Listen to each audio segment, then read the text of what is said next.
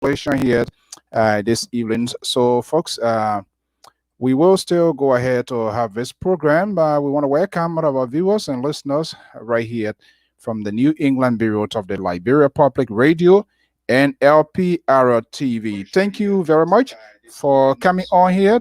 Again, this is Asian So here from the New England Bureau of the Liberia Public Radio and LPR TV. We want to welcome you to this broadcast here from by the New England Bureau. As you may have known, last night, early this morning, we posted to host the Solicitor General of the Republic of Liberia, Councillor Simon Serena Cephas.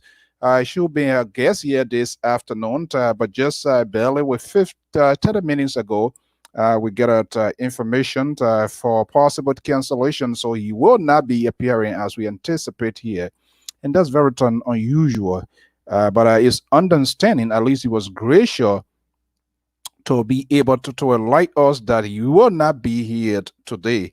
And like I said, he's one of the government officials. I do not usually agree. Sometimes we have diverse view on issue, but we will not.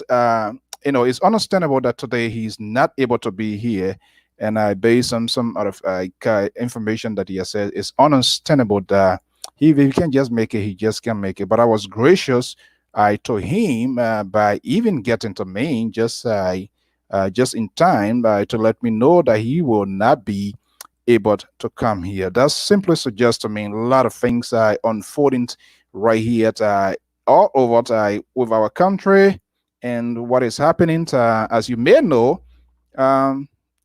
there's a change in decisions by the government of Liberia relative to what appears to be. I remember when the COP chairman was recently picked up by the government of Liberia. Decision was changed right after that in a strangle of an eye. So we suggest itself there things ongoing. Why you make of all of what is happening inside Liberia and the political situation. So these are stuff we're going to be talking about here. Again, we are broadcasting from a new. We always try to do some upgrade here and there on our software system, which have also have the capacity to bring folks in. Let me see here. We're going to be bringing comments as well from you. Okay, let's see here. Ellis Dozy say, hello, I'm watching from China. Okay, Ellis, is it morning or afternoon or evening on your time?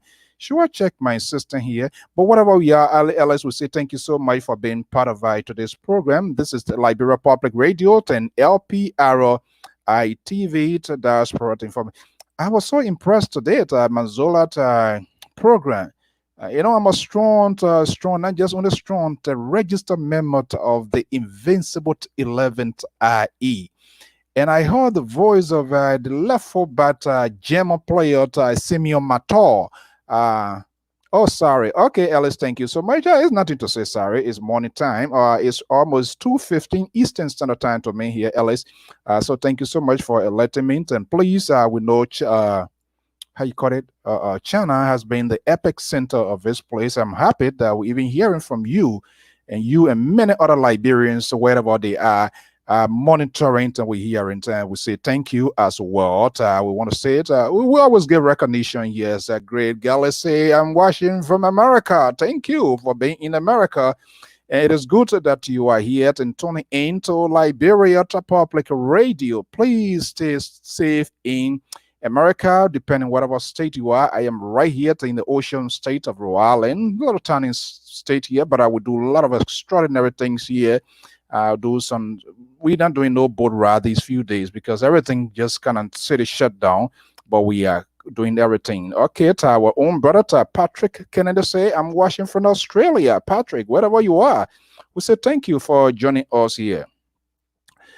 But let's get to some of the issue here as well. And our own guy, Ellis, Ellis will say very, very much a big thank you. You are doing an extraordinary job. They give very few people are thoughtful to do things, right? And what you did, and Manzola showcase here, we will do everything possible to give it a center stage. That has been our goal here. And this is why we want to empower people followers of the Liberia Public Radio and Liberian, because the media industry, how the media is being fragmented, been polarized, it has incited herself into politics and all of that. Is not helping our systems until we can have an independent media institutions that will represent the interest of the people, not the politicians, not stakeholders, not opposition, not people who have political ambitions. We need to have a plain level fee where the media can be the voice for the people. And that's part of the elements in the ethics of following the media. The media is not there to protect the president. The media is not there to protect stakeholders. The media is not there to protect your lawmakers or what have you. I am not saying the media should they respect their leaders. Not either what I'm saying. But I'm saying the media is there. That's one of the core values of the elements of this field of journalism. The second, to protect its citizen. Why? We have the responsibility to unearth, to bring our story in a respectful manner, to create a conversation. But if you look at today's news media industry, how things have been going and how things have been happening, it is quite amazing to see what people are doing. And the media industry is helping to exacerbate, to create some of the chaos that we have created, because people do not have the basic knowledge and basic requisite to sit and have this sort of conversation. And that's so scary. Why? Because this has caused the politicians and stakeholders to successfully infiltrate the system of what they are doing. And so that it makes it very, very difficult. But we here at Liberia Public Radio, we consistently follow these rules. The group here in the USA and that of Liberia, which our able to manager is managing, so Mr. Mike Down and all of his folks, with the station manager here, not Cripe something, the liberal progressive. He one of the guy who we can go hair to hair onto. And that's the beauty of this network here. We allow people to express their views, their opinions, even being a follower as well. You can disagree. All we are asking is make sure that whatever you do is respectful, because we have to learn to sit and have a conversations about the future of our country and whatever or things that we strongly believe in. But if you see what is happening today in the media industry, Liberia, the media industry, one of these days I will be broadcasting from another system here, and I will show you. I monitor a variety of online stations, the proliferations of online stations, not Liberians, but different country. But if you look at the conversations of these people, how they talk about their country, their engagement, their tone, be it the oppositions of government, they have these guests and they have genuine and savored conversation. But look at what is happening today within our own cycle within the Liberian intermediate industry. Look at the tone of people who claim to be oppositions, who should be providing the alternative of the plight if there's any reason for why we should be calling for the change of government. And even look at government officials' tone to their own citizens. It is scaring. And we need to work hard. We need to work hard. We need to work hard to make sure that is also that we need to work hard to make sure that is taken care of. Because if we don't do it, if the media fails, because we are compromised, because media entity is not taking gift from government officials, from opposition, it is ridiculous. We understand how situation and things are in the country, but we, the media, to serve as an independent group or independent force, when we begin to compromise our little interests and our principles and core values of this unique profession, it leaves the ordinary people to be vulnerable to do anything they want to do. If you want to form part of this conversation, yes, just let me know. We can just send me your message, your name. Probably will bring you live here. But I'm getting sick and tired of the manner in which our country. Listen to German player this afternoon, Tom Manzola Gisi program, Semyon Matar. His tone, his language. How many of our opposition, how many of our government officials, how many of our advocates, they're scary people. I'm telling you, if you listen to TV Salon, that's Sierra Leoneans, that's how they call the country Salon. They don't never say Sierra Leonean. When you hear Sierra Leonean men calling their country, say we are not Salonians, Salon. I listen to it. I'm subscribing today, and because I want to get a sense of other people, things to believe in, and how to go about to do things, I try to do that, and that's what we need to be learning. Unfortunately, that is not happening. And so it makes it very, very, very, very, very difficult to see why it's happening in our country. The manner in which the people are behaving, the media industry, the politicians are taking advantage of what is happening as well. And all of that is just so, so, so scary. But we hope we will keep up the courage. And that is the main purpose of this network.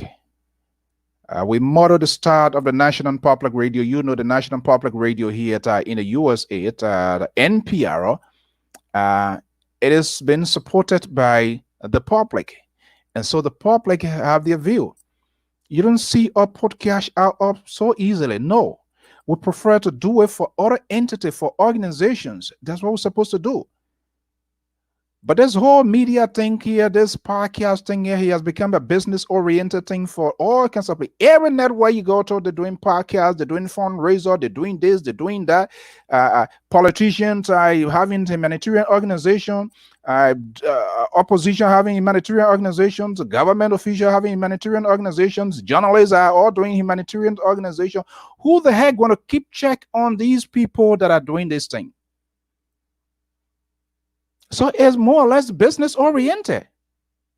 And that's not a goal, that's not a mission of this.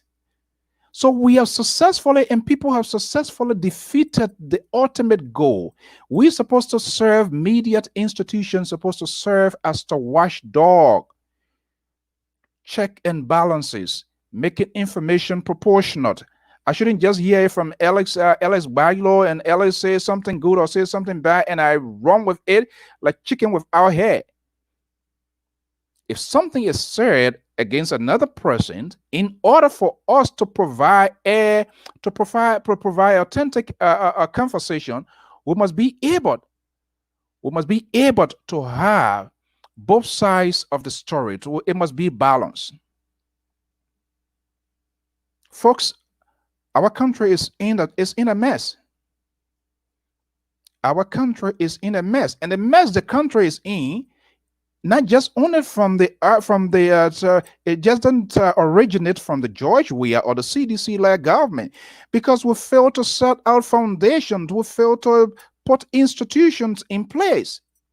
Because what we put in place, we put it there for formality, as a charade, as a showcase, for people to know that something is establishing. But that's not the case. That's not the case. That's not what we do. We put it there, we say, okay, let this be that they're going to manage it, they're going to do this, they're going to do that. But we do not follow it, we do not implement it to the letter. And those even put that in place tend to abuse it. It works for them. It works for them, but they do not apply it in their daily lives. They do not consider it as a guidelines or as a system that we must all sustain. And that's one of the reasons you see all of these political parties from time to time, they have not been successful in doing what they're supposed to be doing for our country. Their message tone is incoherent. So how can we have a nation like this? How can I have an opposition that government is not doing something, and the opposition, the leaders cannot take definitive positions on critical issues? Their supporters does not have the courage, tone, and discipline. I hating words and began to call names, and they are not giving hope to even to the ordinary Liberians who are trying to find a common ground, where to pivot, where to go, which direction to go. But yet then still we claim ourselves to be oppositions. We also front our government. So the both government, the opposition, they are all behaving the same. They are no different. They are all behaving the same. To add insult to injury, most of their supporters or their surrogate, those who tend to promulgate their message, they are so indisciplined as well. So when they have people under their post, when somebody write a comment disagreeing with their thoughts or their idea, they begin to call their names. They call their names. So how can we sit as a people, as a country, around a round table that we can have these diverse discussions on the future of our country? You just want, I want you to undertake my idea, and I'm unwilling to incorporate your idea. Who does that? Who does that? Who does that? No one. Neither can you label me as someone who was not important or someone who was not part of the society, and you think you want me to listen to you. It won't work. And I said a couple of weeks ago, the opposition. I'm saying the opposition because they are the one in quest for state power. So all of the forces, everything got to go on them, whether you like it or not, because it was the same tune of CDC yesterday, and we did not ask any question. And we did not bother to say anything. We felt everything going to be okay, right? And we say, okay, this is the new dawn. This is the new day. The new Messiah has arrived. So let us give them the state power. There was no any strategic plan to release to us to suggest to us this is the direction to how the country going to be going. Now, you saw recently charges being dropped against people who allegedly squandered state resources. And I'm waiting to see, and that's one of the reasons today that I was hoping to have Mr. Serena Cephas, Councilor Serena Cephas, Semo Serena Cephas, who is one of the chief prosecutors of the Republic of Liberia. And fair to mention, Serena Cephas, if I were to give in great intent of being spontaneous, to answer phone calls and responding to people phone call, I would give him 95%. That does not suggest I agree with his idea or things that he put forward, but he's one that does not shy away from the media. He's always willing to show up. But if he can cut off today to interview, then you must know something is not right, something is going on. And we must also understand and be very, very, very much understanding. And that's to suggest within the rank and file of the systems of even the governance system, things not going well. I listened to activist Martin Colley recently during one of his regular podcasts where he told his audience that most likely the distributions of this emergency fund will not go ahead. Yesterday, I began to get a sense of what the young man was saying. There was some sort of authenticity inside when Minister Wilson, Professor Wilson Tape, the Minister of Commerce of the Republic of Liberia, was on to one of the sister network in Liberia, sponsored radio with some other progressive and other fine Liberians talking about the future of Liberia, right? And say, well, something going to go on, but most likely it's not going to be on this 2010. So that becomes a kind of hair scratching issue if it is not on the 2010. Why? And you say there was some other, that's how our politicians behave. These people have a strategic mind. They always have the capacity to fine tune their language and kind of pour it so well to the extent that you will say yes. He said there's some other layers being added. What sort of layer is that? And I wish I was on that platform, or I wish. And that's why sometimes gets me annoyed with some of our colleagues, their inability to follow up question. Because when someone is talking, you need to pay a full attention to what that person is saying, because you are obligated to your audience. If you have a guest, you are obligated to your audience to hold that guest accountable. I'm not saying be disrespectful to insult. No, that's not who we are. That's not what we do here.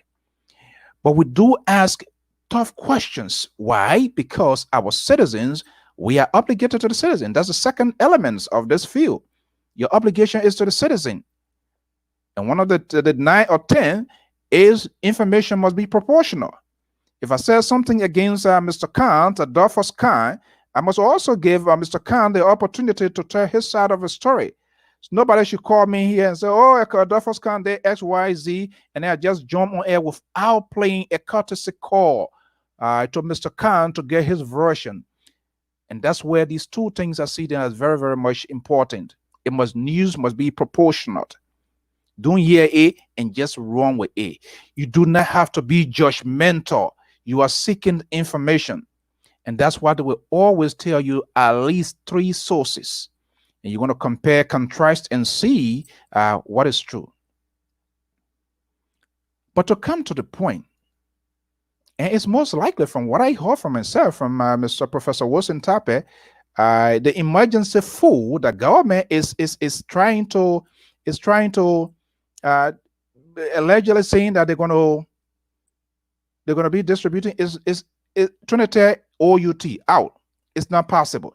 Do not think about it. Do not worry about it. However, you say it's going to happen. When it's going to happen, that's another thing. So then how did the government have this plan? What is the planning aspect?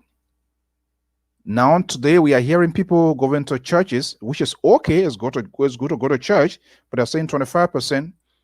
Look, when you are making rules, you have to make it precisely clear. And that's what is not happening. I really wanted to ask Reno Cephas because I assume he says within the Security Council of the government of Liberia in making some of these critical decisions, right? And so he, as a Solicitor General, Chief Prosecutor of the Republic of Liberia, to ask to get a sense, because the Moses Carter, who happens to be the Deputy Police Chief for Operations in most of public affairs, not operation, they are the ones speaks more or less for the government.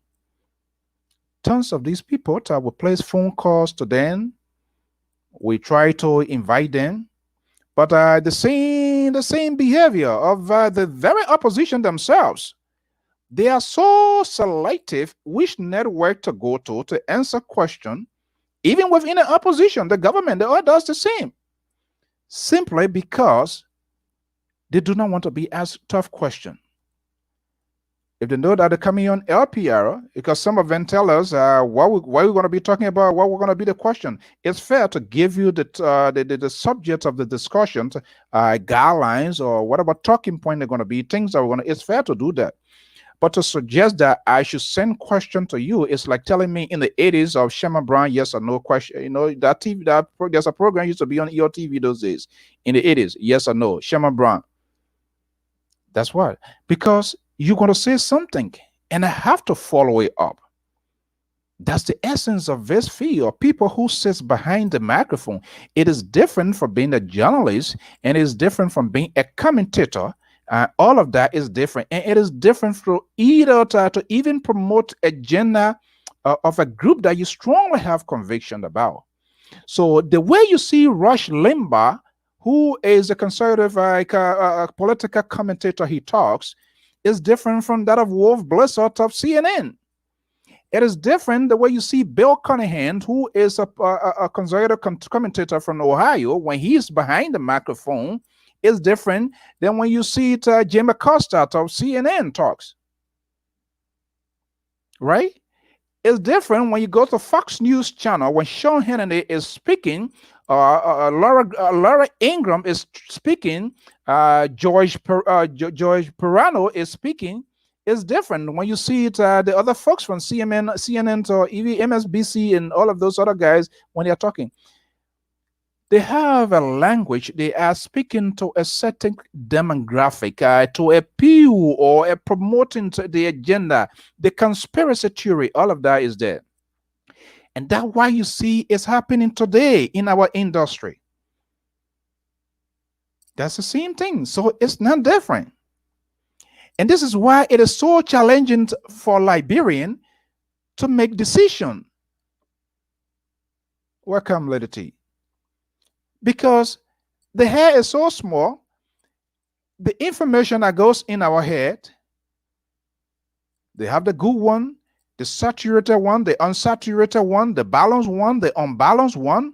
all cranks out in our head, and then you overwork the brain so much, you make it apply intensity on the brain, and it finds it very difficult to process, which to take in, which to extract.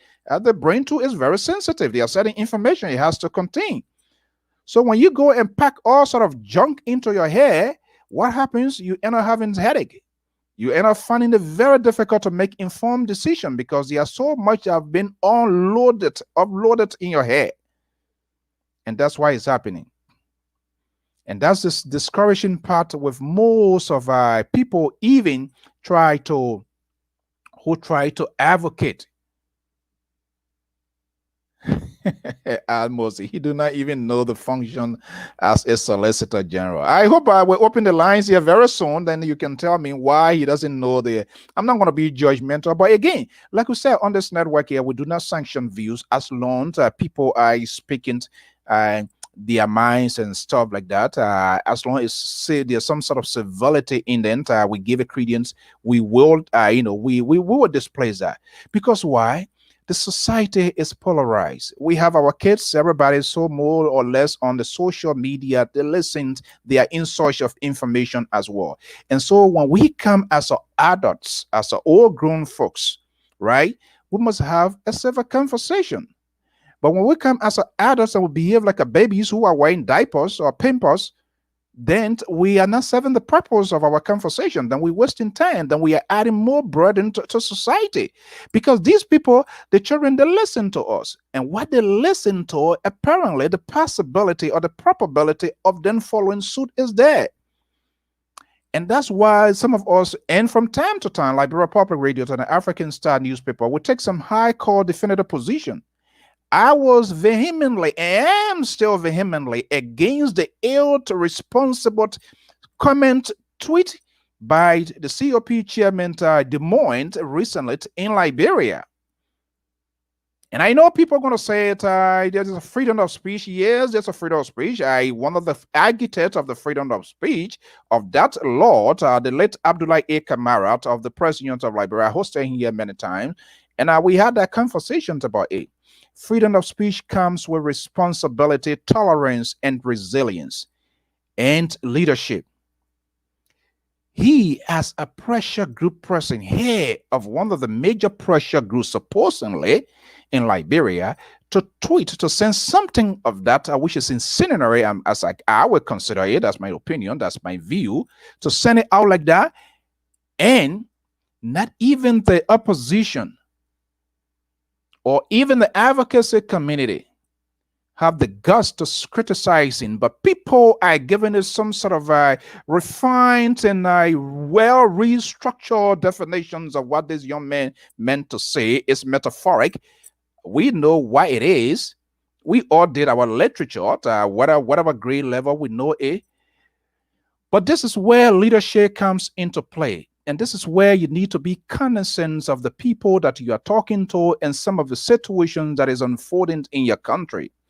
If you as a leader or someone who envisage to be one of the leaders in time to come, you must be able to set an example. I'm 100% or maybe 90% disagree with some of the policies of this George Weah and the CDC-led government. And that's the same thing I was talking to. Just walk back a little bit. We did not ask all of the questions that we're supposed to ask. We look at the surface and we look at the angel that appears before us, and he was dressed. He had everything, the pants were sent down and everything. And we said, oh, okay, good light is about to shine on the Republic of Liberia without asking these critical questions. Now, Liberian, this is the same thing you are doing now. You are not asking questions. You are playing to the grammatical structure and the talking point and the rhetorics, quoting people and citing instances. You are now again falling into this boogie trap. I would call them boogie trap because you are unknowingly, without conscience, you begin to fall into them. And at the end of the day, all of us are going to be having, we're going to be feeling the pain down the road. And I don't think it's right for us to have that. If you, I don't know, I know the Jerry, I don't know why you said the bad audio. I've been saying that request. Well, if the audio is bad, hopefully we will make some adjustment. We are not saying that. If you are opposition, you must work hard to restore hope to the people. So, the opposition, the government positions, or whoever in government, guess what they are all playing into? There's one similarity, and they yet to sense that out. And that similarity is always justifications of their action. They do it wrong today, they come today, they put it into a frame, a golden frame. Yes, it was supposed to do this way, but we do it this way, and this one come by. It happened Samuel Dotan, Charles Siddharthan, and nobody talk. So now it happened now. Why people want to talk? So, okay, thank you so much, station manager. So, some of you don't have good phones. You need to upgrade your phone too. So you don't confuse us here when we want to do this thing here. You're saying bad audio, this, that. I'm getting a light here. My station manager is telling me that the audio is perfect. But please, maybe do some upgrade. If that cricket, then maybe you go to T-Mobile or stuff like that. But to come to the point, that has been the tradition of the opposition and the government people, and even their supporters. They always give justification. These people does not have the guts, for God's sake, if their people do it wrongly, to tell them, yes, I support you, but this one hereby, you not get it right. It's scary to some of us. Yes, Mr. Alexander Cummings of the Alternative National Congress, what was the word that he used? What, careless statement or something? If somebody remember that, please just put it on screen. Yeah, I'm gonna bring it. My invitation is still out there to have in here. Careless statement. What is the imperfect interpretations of statement being careless? What harm careless statement has caused? What are the consequences of careless statement? Is careless statement good for a fragile country like Liberia today? Those are things, those are answers. He needs to provide those answers. Those are legitimate questions and answers some of us will be speaking. And this is why some of them, when you call them, they will put you on layaway like you go into Walmart or TJ Maxx or Lowe's, and they will never come back because they are afraid to answer these tangible questions that you need to know as a Liberian. Their supporters wouldn't tell you that. They won't, because there is a hidden agenda. So Mr. Des Moines' statement as head of a major pressure group to suggest that we need AK. I do not need it. I went through a horrible time during the civil crisis. I don't know about you, because some of you, by the time the gun cracked in Cote d'Ivoire, you were already in Sierra Leone. That was not the case with some of us. So I am talking about my own personal experience, what I went through during the civil crisis with respect to the work and what AK-47 did to the Liberian people. If you are not cognizant of that, if you are not aware of that, then let me just tell you this. To be given justification, is that's the only way to counterbalance government failed policy? You as an opposition, that what you're supposed to be doing, the government doing it the right way. Okay, the government now is a carry eating your own baby, then you want to tend to lion too, to eat all your women and children, right? That's what the oppositions are simply suggesting to me. That's the literary context that I will also understand. Then will you tell me that I'm wrong? Let somebody talk to me. I went through a horrible time. But it was by the grace of God that some of us are here today. But you will see from time to time the work of the AK-47 did more harm than good, which we thought. The victim becomes the victor and the victor becomes the victim. That's what happened. Even though vice versa, there's a flip side of it. The coming of the AK-47s, it brought diverse changes into our society. right? And people came, some of us came, something came up by the American core family reunion, and there was an influx of refugee. Yes, sir, we should see it as a good portion of it. But are we making good and wise part of that in terms of our contribution to our society, what we're going to be doing to our country, our communities, our cities, our town? Are we doing that effectively? Well, that's your question. That's your answer to provide. But I can tell you, young, the old, people of all ages were devastated, and some people yet to go through the recovery of the civil crisis.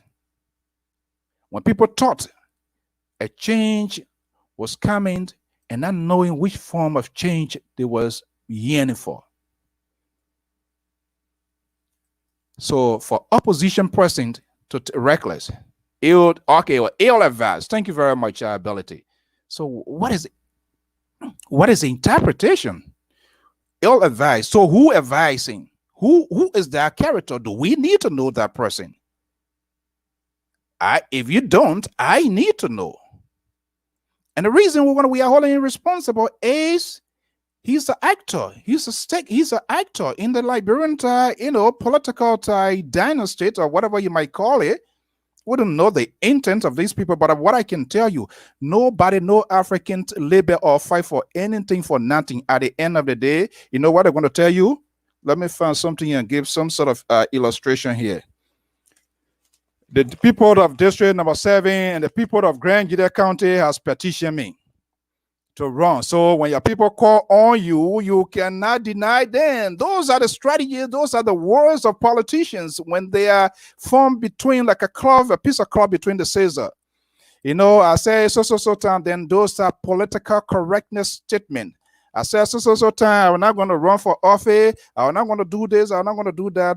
But the people ask me to. And when the people ask you to, it means, that's how they try to pave their way through. The people ask me. The people ask you, you say A, say they no. You force? The people ask me to. Oh. But I'm telling you, we are cataloging step by step these ridiculous comments, statements, the attitude, the behavior, these politicians, these advocates, so-called advocates. I don't know when they started the advocacy around here. They're all acting like a little chihuahua all over the place here. People can't sleep all night. Instead of them having genuine and authentic or conversation, instead of them being persuasive, instead of them fine-tuning their language, they need to go to Bobby Wine, who was an opposition in Uganda, through his training. This guy, and that's why I look at the opposition. Yes, George Weah and his government, they are the big elephant in the room. It is an established fact. But the irresponsible, lack of judgment, unconscious, unforgiving attitudes of the 30 men and women in the Senate to allow themselves to pocket $6,500, right? US dollar. Additionally, they were paid 2 months.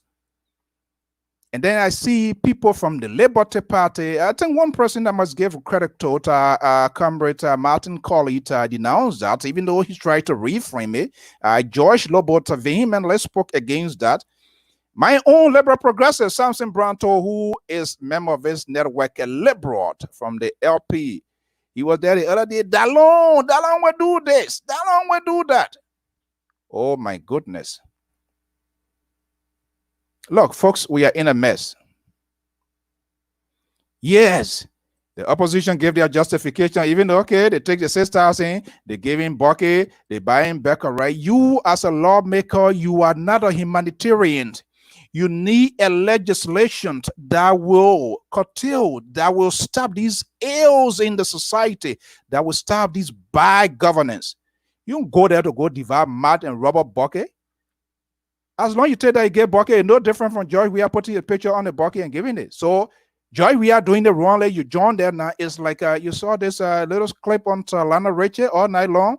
The police officer or woman or whatever went to offend an arrest and saw the people dancing, put the baton and the handcuff one side all night long, all night. And instead of stopping the party, he joined he joined the party. That's what Darius Dillon did. And we have our unconscious. People call themselves opposition. It's no different from my Moluba Molu talking about Laka Run Talk. So it's a why. That Laka Run Talk too he was doing.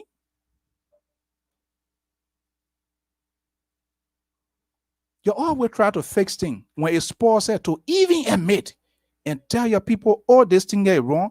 They are unwilling to do that because they try to protect their political powers or strength. Your thing was stupid. Welcome, our dear brother Jack Database Yagbe. I like your name, Database, man. What a data you keeping? What you keeping the database in Nima, right? Thank you very much for joining us from my name, Sun and Quality. We have our own correspondent there, Daniel Gatte, doing an extraordinary job. 27 days in a week, opposition, government, press conference. When you go low, Spoon TV can. When you go low, 4 TV can. When you go low, Dry Red TV can. Endless press conferences, no results, nothing tangible, all about bitterings and resentment. That was sometimes some of our people, we don't have time for our people to be going to these useless press conferences. I want you to call conference to say, I have talked to Akara Gray, I have talked to Sando Johnson, I have talked to Nyombli Kanga Lauren, and I'm from Liberty Party, I'm from Unity Party, and we have agreed on this piece of legislation. Those are the kind of conferences we're going to be wasting our time. Somebody sit down, your house, everything is in tight, and Liberian people, because there's no work, nothing, people sit there and just go there, we go to pull cell phone up and having press conference, the president do that. What the heck are you doing? You complete hypocrisy. You saw the old man clip, right? The old man the other day for speaking from Mount Gibby, he said you shut the light off. And not even the opposition folks, nobody get the guts. I saw him the other day doing groundbreaking. How can you go do a groundbreaking with a something structure somewhere, something is already in place? You break grounds on the virgin land, not something there you want to add up. Other than the same damn people. Dishonest politicians in Liberia, greedy. You divine rest, all of them, the government, the opposition, all of them the same. Tomorrow, when Sir Joseph, when he out of being senator, he able to divide right in Morovia. You will see here again. You will say, well, I'm not there again. The person that there, how they will go. And that's why you need to learn your senses.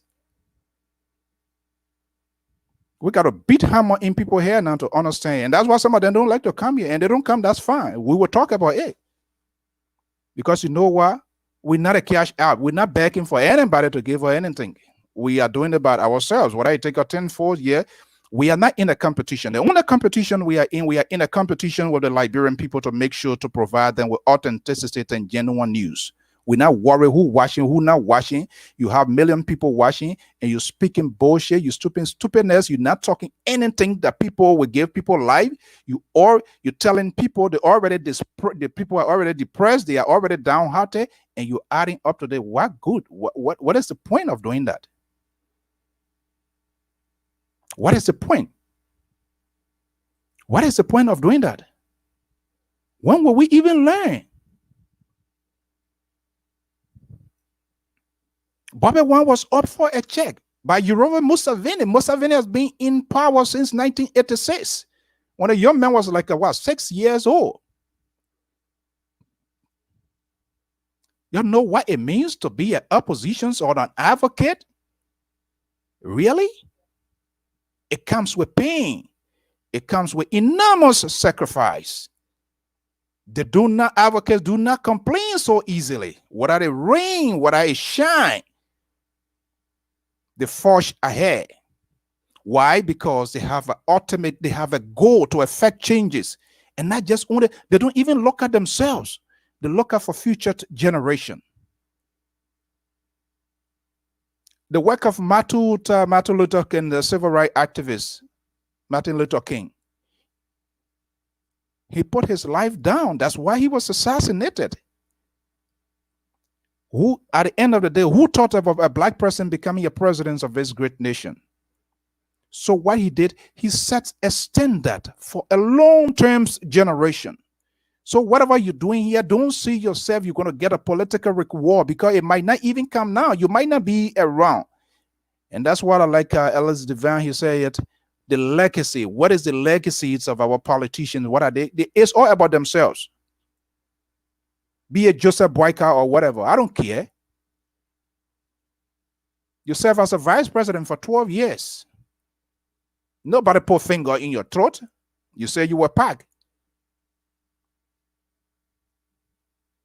And that's why I heard George Lobo. You are around here advocating for Joseph Boyka and this and that.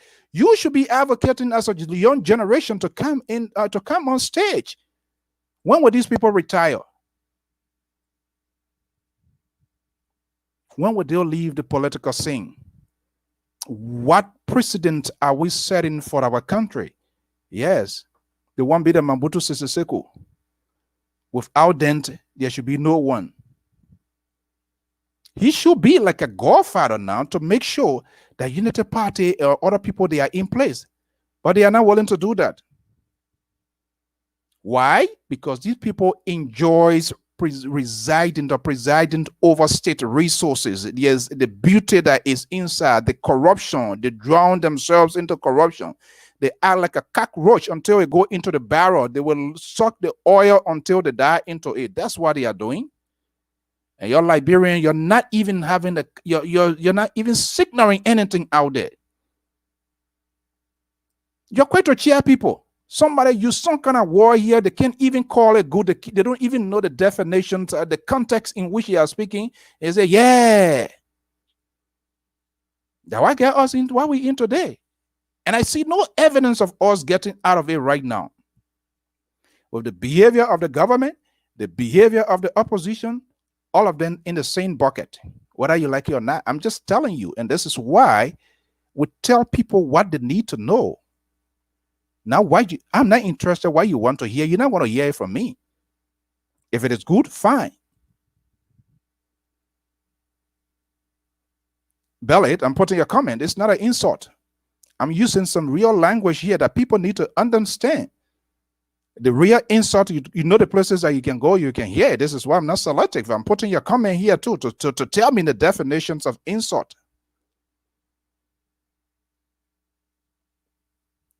It pains me because people are dishonest. They are not treating our country right. And people do not have the guts to tell them what they are doing is wrong. And we continue consistently to repeatedly falling into this sort of the play of these people. Right? We continue to fall into them.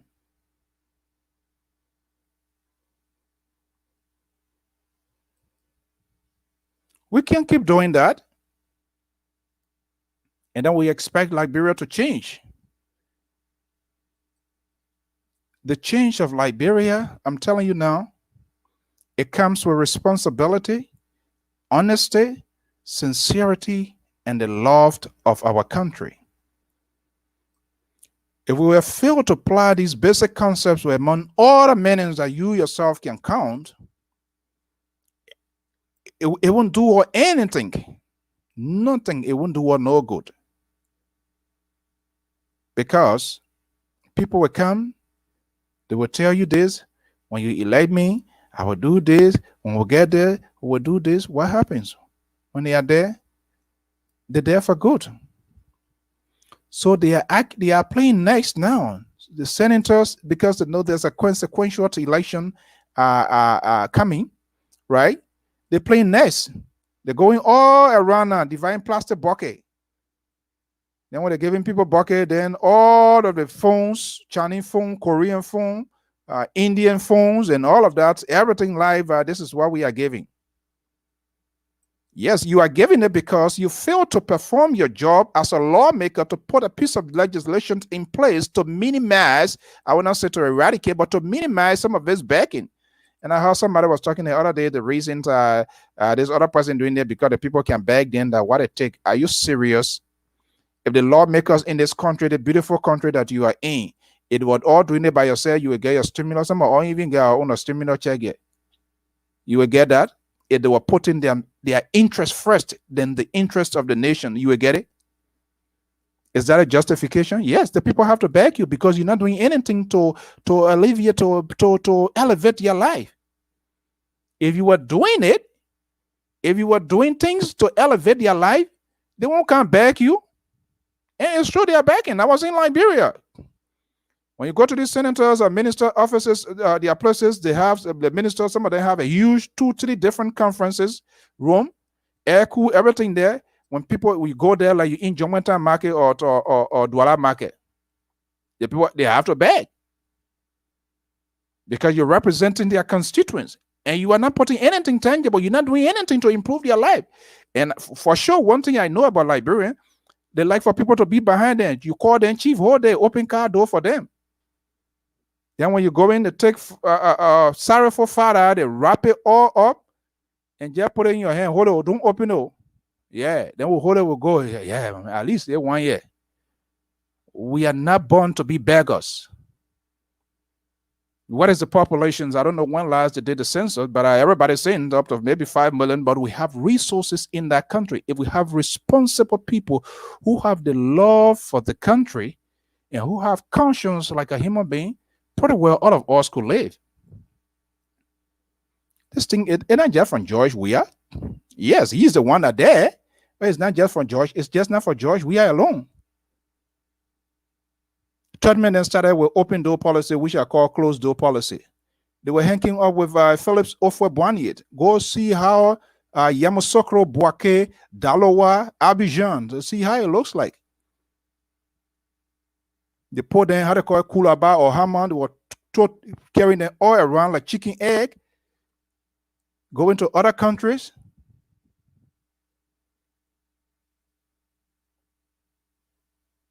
Our people, I don't know.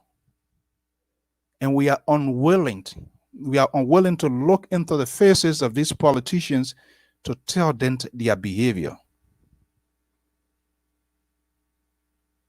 How can you be a senator for God's sake and you pay yourself 2 months and you take 6,500 United States dollars and the lay woman are walking out of get on pimpin or keke from where Ghana Vaya come to JFK. They're not taking pay, they're crying. Then you come and you're backing your people because of political correctness, because you're so much in darling love with those individuals, with these politicians, self-centered, greedy, all about themselves, and you're giving justification.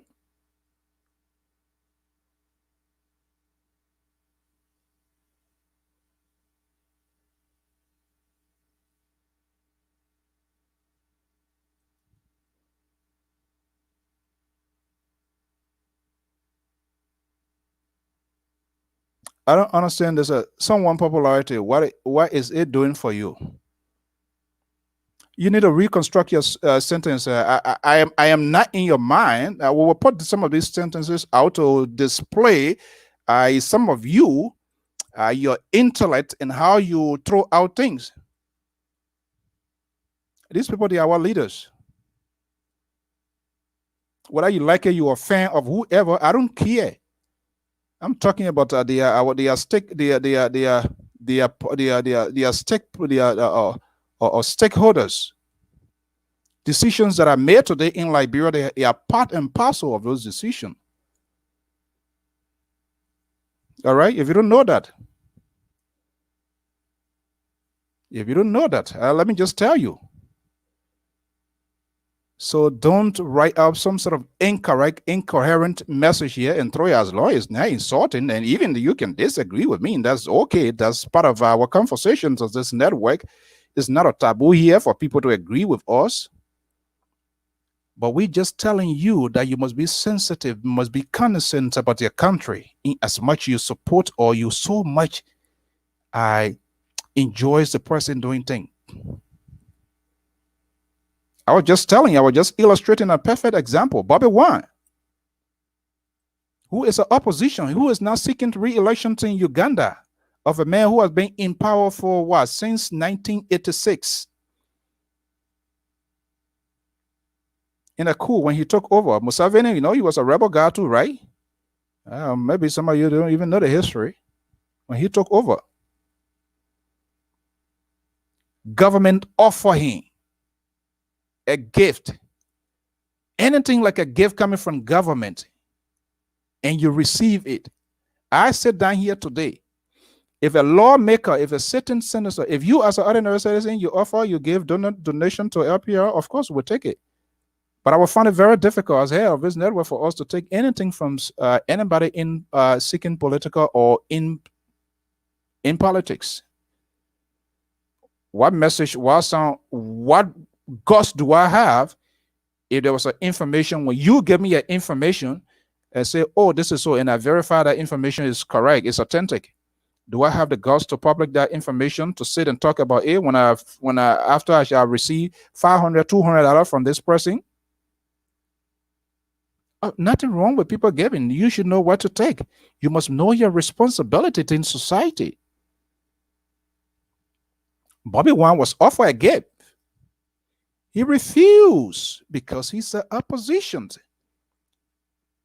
He's checking on government. His responsibility is to make, and just being an opposition does not mean you are enemy to the government. No, because you are part of the system, and that's what most people don't get. But you have a different version, you have a different side from your perspective as an opposition. Your ideologies, your political ideologies, your institution for which you want state power, perhaps is different from that of the governing power. And so you have to do everything right. And being opposition does not mean everything government does, you have to oppose it. When it is right, you give them aid. That's how responsible and good judgmental oppositions, that's how they behave. You saw the late John McCain, when he gives the thumbs down here, he felt what his party was doing, it was not in the interest of his constituents. That's why he left his sick bed and went on Capitol Hill to vote. That's his legacy. What is the legacy of our opposition today? To buy rice and give it to people, buy a plastic bucket, put your name on it. Is that the kind of life we want to live?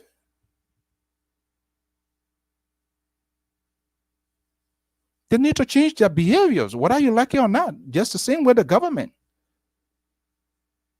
How long these collaborations, how long have they been together? We have placing emphasis on them because they are the ones that are seeking for state power. This is what didn't happen yesterday, for which we get this, or we get what we get now, and we are finding it difficult to manage. So if some of you will not talk about it, and some people don't want people to talk about it, we will talk about it. We need assurance. How many of these people that are seeking public office, state offices right now want to be president? I don't know, because you check them, all of them even want to be president. This is why they are not giving way to one another. This is why they yet to come up with a consensus, but yet they under the disguise of being an opposition, but they are unable to resolve little things within the system. I need to know by this time who will be the opposite, who going to be on top of the collaborative party that is going to be the president of the Republic of Liberia, so that you and myself and the ordinary Liberian will have the opportunity to know, to examine this individual, he or she. Nyombli Kanka Lawrence, Joseph Boyka, Elizana Cummings, Benana Yuri. I need to know. Or we just want to wake up overnight, the next day election, and then we hear say, this person going to be on top of the ticket. When these people cannot even agree on common things, they can't come up with a condensed statement. What is the strategy of these people? This is the same problem. This is the same thing. There was no strategy by the CDC-led government, and you came and boot and you put it inside today. We inside. That's the same thing you want to do again, and we will not give people a chance. They need to come up with. They need to tell us their strategy. They need to tell us, to assure us whether they will not increase or double the size of government. Like in the case of CDC, they double the size of government after Helen Johnson Sirleaf. Why? Because all of these people that are flying all around here, the bottleneck, they themselves need job to survive. Anybody tells you that are doing it because are doing it for Liberia, they lie. You know how Helen Johnson said he went back to school without Al Jazeera journalist? LIE, lie. They're not doing it for Liberia. They're not doing it for you. They're doing it for themselves. That's the bottom line. They're doing it for themselves. The line is open here. If you want to make a phone call, the line is open. I can bring you on. You know the number 682-443-8802. That's the LPR hotline as usual. It's open. We always allow people to, let me just see if I can put the number up here. Give me a chance. Okay, let me see here. It's also on WhatsApp, just in case. If you want to call, I'm trying to see if I can get this number out here. All right.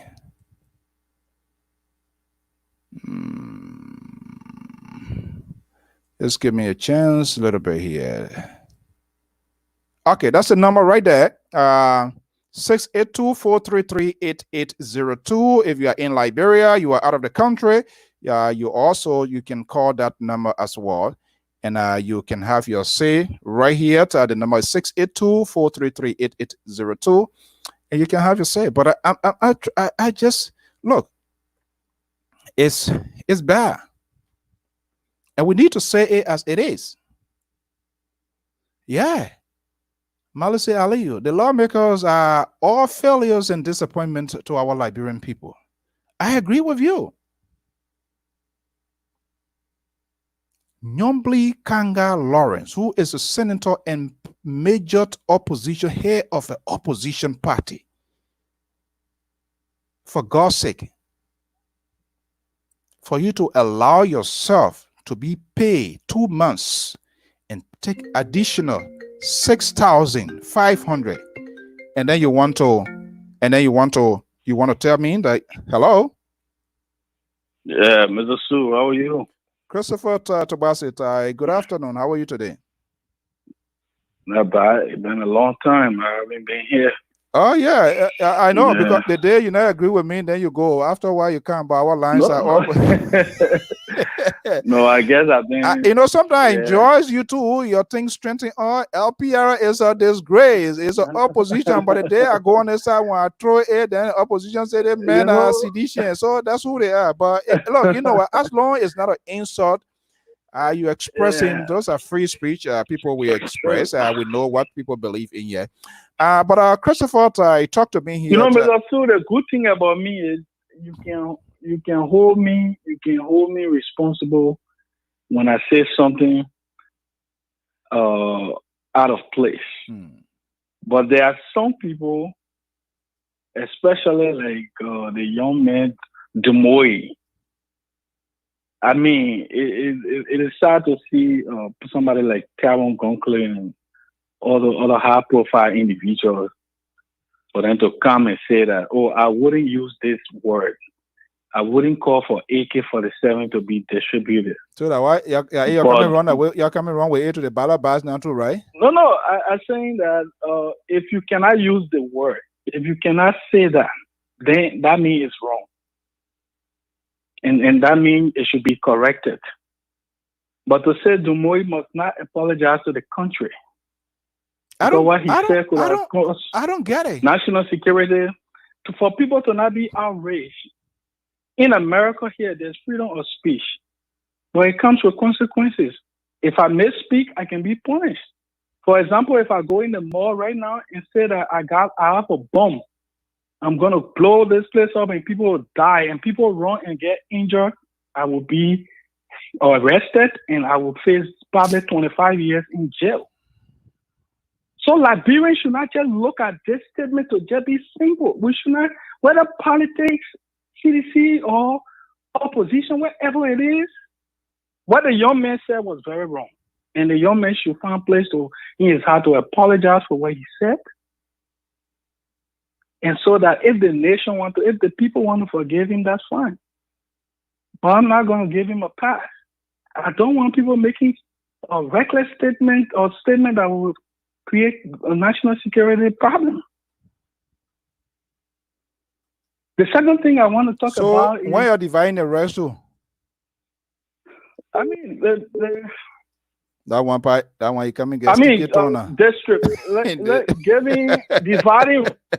When you're giving the people, before you get the rest of everybody even dying in the country, when you're giving the rights. Dividing rights during crisis is a good thing. But it's a good thing. But because people are hurting, and when you lock people down, people are supposed to eat. So the act of rights distribution, I don't think it is for political reason.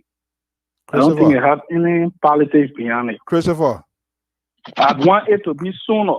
Sooner is relative. People must die before you have to do. Sooner is what? No, I say I want it to be sooner. But with the country we have that begging for money everywhere, with the country we have that people cannot work and produce their own food, regardless of whether you're opposition or not. The country we have, where we have a 5% education, where people are not educated, highly educated. If you finish, the country we have, where people, if you go all around the 16 political county, ask me when you're dividing the rest. I mean, I want to know that. I'm saying that I would like for it to be distributed early. I wish it could. Early, when you say early, I wish they could. I mean, early, how early you want it to be? That's what I'm asking. If they left with me, if they find out the money is there, if the supply is there, I want them to do it today. But like I said, Liberia is not America that got huge surpluses, that got money sitting down in the Federal Reserve. Liberia, we got to go and beg people to come and help. So even give, now we are importing plenty and palm nuts and pepper from other countries.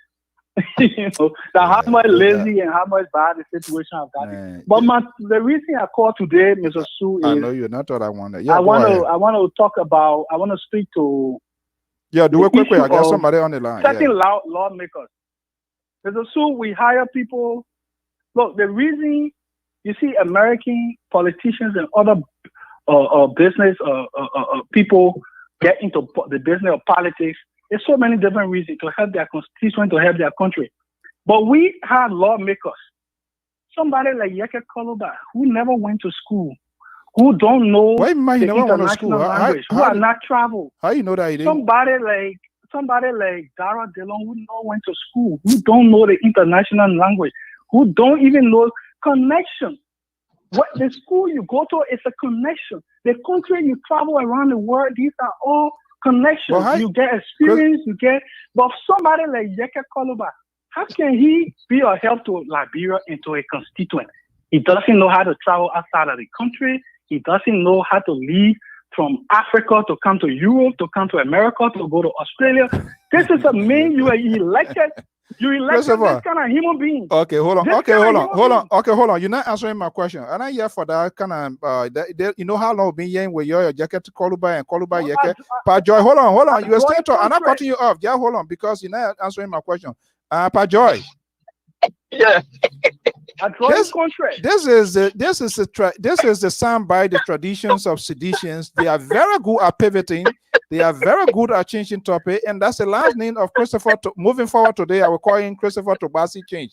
Okay, go ahead, Pajoy. This guy, man, he's so interesting. There's a tool. They say charity begins at home. His statement and the author was wrong. But here's the thing I ask people. Is that justification to the statement you're coming to as well? No, I condemn it. I condemn the statement. Oh, but if you want to hold people accountable,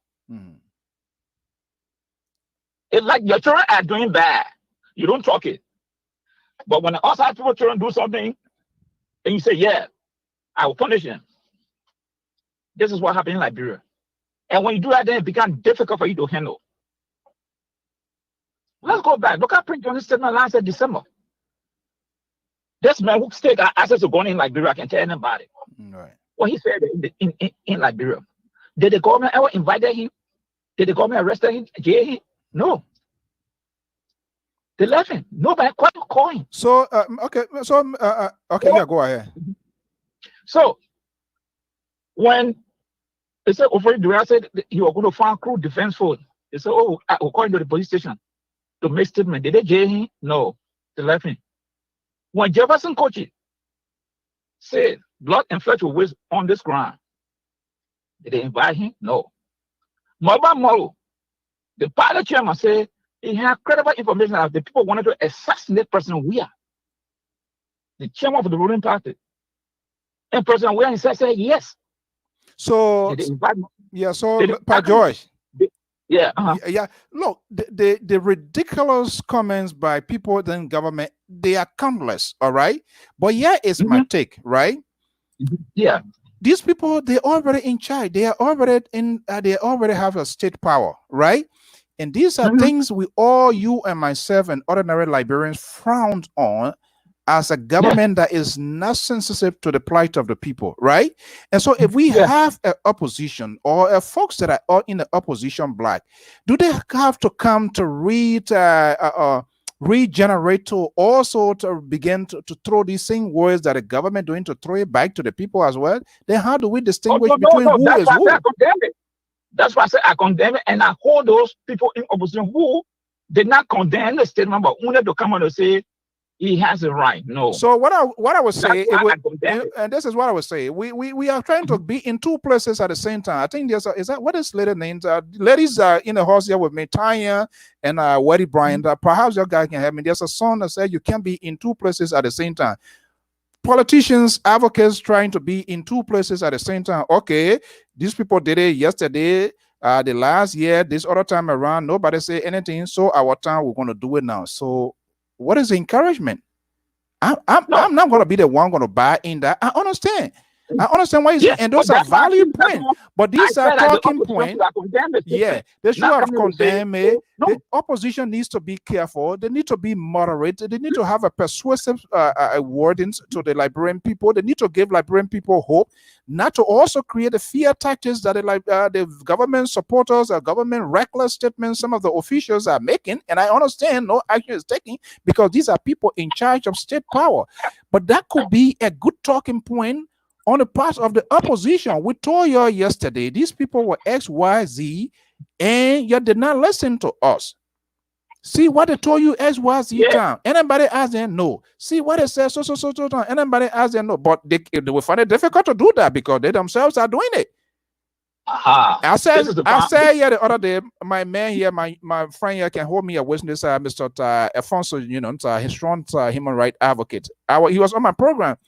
And I was talking about this whole money thing. I said, don't you think the opposition, the government people in the long term want to throw that to the opposition? What happened? You saw Akara Gray the other day. I saw him sitting and get a ball couple of Made Barrow with gloves in his hand. I said, what the heck this guy going? Is Lone Star playing today? Boy couple has resurrected or what? And you saw what he was talking? That's the same thing. Some of us forecast, some of us can go, we can look long beyond things. But they bend your head down like Billy Goat and just only look at their shadow, where their shadow stop, that where their thinking stop. That's not how you can lead a country. No, this Mr. Cho, this is what Mr. So this is what I said. That money, I said that money should have been used for the emergency relief. That money should have gone to help fund the emergency release. But why take the 6,005 and give the senators? You listened to Wilson Tapper yesterday? the man said different layer. I don't know which of the layer, whether that Pluto or Saturn or which one I honor it with. And nobody could ask them what is the layer, where that came from. It's because there's a rift between the GOL and that of the WHO. Yes, it's just sad. Now, my fear now, WHO or UN might end up diverting that to different country that needs it, because you as a government, if you are unprepared to come clean, you're not providing it. So why will you be technical? These people have agency, they have people that they work with. And United Nations, they cannot do any other business with any other body besides World Food Program. It is a supplementary arm of the United Nations. You know, World Food Programs, all of us went through as a refugee. They are the people that they will always churn on their stuff when it comes to giving. So if they think they're going to put on some sort of ghost knee overnight to do that, they are just hurting the Liberian people. And I think they need to stop. They But Mr. need So to yeah, what stop happened? because it's going to take United Nations a minute to just say a phone call. Okay, the country that needs it, that's the country we are saying it. So now, would they do a complete lockdown? And that's why some of all Pat George and you said that the other day we were vehemently against this sort of 25 million that was on it. They didn't take a holistic approach. They didn't take into consideration. As far as I'm concerned, everybody in our country they are in desperation. Besides the senator, ministers, and judiciary people, all ordinary Liberians there, they are in desperation. They need food assistance. But because our lawmaker, they were so greedy, it's all about themselves. By the time that 25 million came and they knew that they were going to be giving their pocket money, 6,500 United States dollar, nobody get the guts to even ask the Ministry of Finance, a committee to even call as to how that budget was derived at. Who make that budget? Whether it came from the executive or whether it came from the committee? Tell me, have they invited the Merit Broad Committee? Tell me. If they are doing that, I haven't seen that. So how that 25 million came about? And you have Nyombi Kanka Lawrence, who is a major opposition party. And I have your own man, Samson Branto, was in defense of Liberty Party. Bloku. So this is why you myself who said it last time. We want to know where the money was coming from. What development, what funding was coming from. None of it was done. Then they let the government and gave the blankets. Oh, we say we'll cover all the counties. Then they came back and said, no. We said needed people. Then I said, what is the yardstick you need now? After the legislature had gone ahead and said, no, they're really supposed to cover the entire country. It was based upon that they passed the resolution. Then they come back and said, no. We're going to do needed people. Now, besides minister and legislature, who is in Liberia doesn't need help? Who are the needed people? What is the yardstick? Everybody there drowning, no kino, no life jacket or save people. Then they say needed people. Yeah. Everybody there in need. Yeah. But yeah, what I always say, and people always accuse me. I said that on this book. I said that relief thing is all about corruption. Now, why Western Capital is seeing now that they are layer, they cannot come to conclusion by now with the World Bank. They added new layer. I think made me laugh yesterday. Politicians that have the care qualifying words to confuse the ordinary people out there. Layer, what kind of that quota, the billing or cement they put over it or that? Let me ask Christopher. Christopher Tobasi. So, do you have an idea the layer that was added in the discussion? Well, Mr. Sue, first of all, you have the freedom of speech. Yeah, there you go. To make fun of the Honorable Representative Akaro Gray, but I wouldn't do that. Okay. I would not make fun of the lawmaker, because let me use your word. I'm a political satire.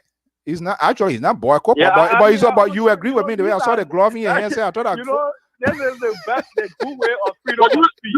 You said you're not educated. The man who talked about metaphor after he said outrageous something, and he said you're using metaphor, and I said, but wait a minute, if metaphor is using this way, then that means we'll be taking a lot of people to jail in America. Because when you say that kind of thing in America, the FBI will come visit you and take you in. I don't agree. I don't agree with that statement. When they get tried, I mean, these guys are smart. There are a lot of young, smart Liberians. To see some of these guys who just came from high school, they are not sad. They've never been to college or wherever. And to see the way they can write, the way they can speak. Christopher Tobasi. I mean, they can make me. Christopher Tobasi. Christopher, get to my point. Get to my question. Get to the question. To the point. That's why I say, a lot of these opposition, they never study like international politics or foreign relations. These guys are these guys are well indoctrinated. Our monies are allocated. This thing, when they make these pronouncements, they can go through faces. It don't just get outside right away. Oh, we'll get $200 million. Get a check. That's not how it works. But to the layman in the village who haven't eaten because of the lockdown, if you go tell that person, say the check they talk about, the check, they didn't print it yet, or they didn't even know when the printer, whether it got problem in Europe or in America, that person don't want to listen. The person want their back right away. So if it left for me, the government should make every effort to at least feed the people. And it's not going to be the entire country. It's going to be specific people. Who are the specific? We cannot feed the entire nation. Why? We can feed it. Because, where the money coming from to feed the entire nation? You cannot do that. You can't do why that? Why is that the whole country? But first of all, no, let's get it right. It is these resources we are talking about feeding is not government initiative. Are you aware of that? This is WFP. Government is the one that are trying to circumvent to kind of retweet and will pay by the money. No, I'm not aware. In crisis, the one you are not in refugee camp, the one at WFP gave you pay by, you not pay by. You are paid. We've been paying our president with our exactly. So these are long term. That's what quota to UN every year. Exactly. So it's already been paid. We pay our own. I agree. We have already paid this. This is why Liberia is part of a major international protocols. And so Liberia as a sovereign nation, I tell you, it's not exempted from getting humanitarian assistance. We got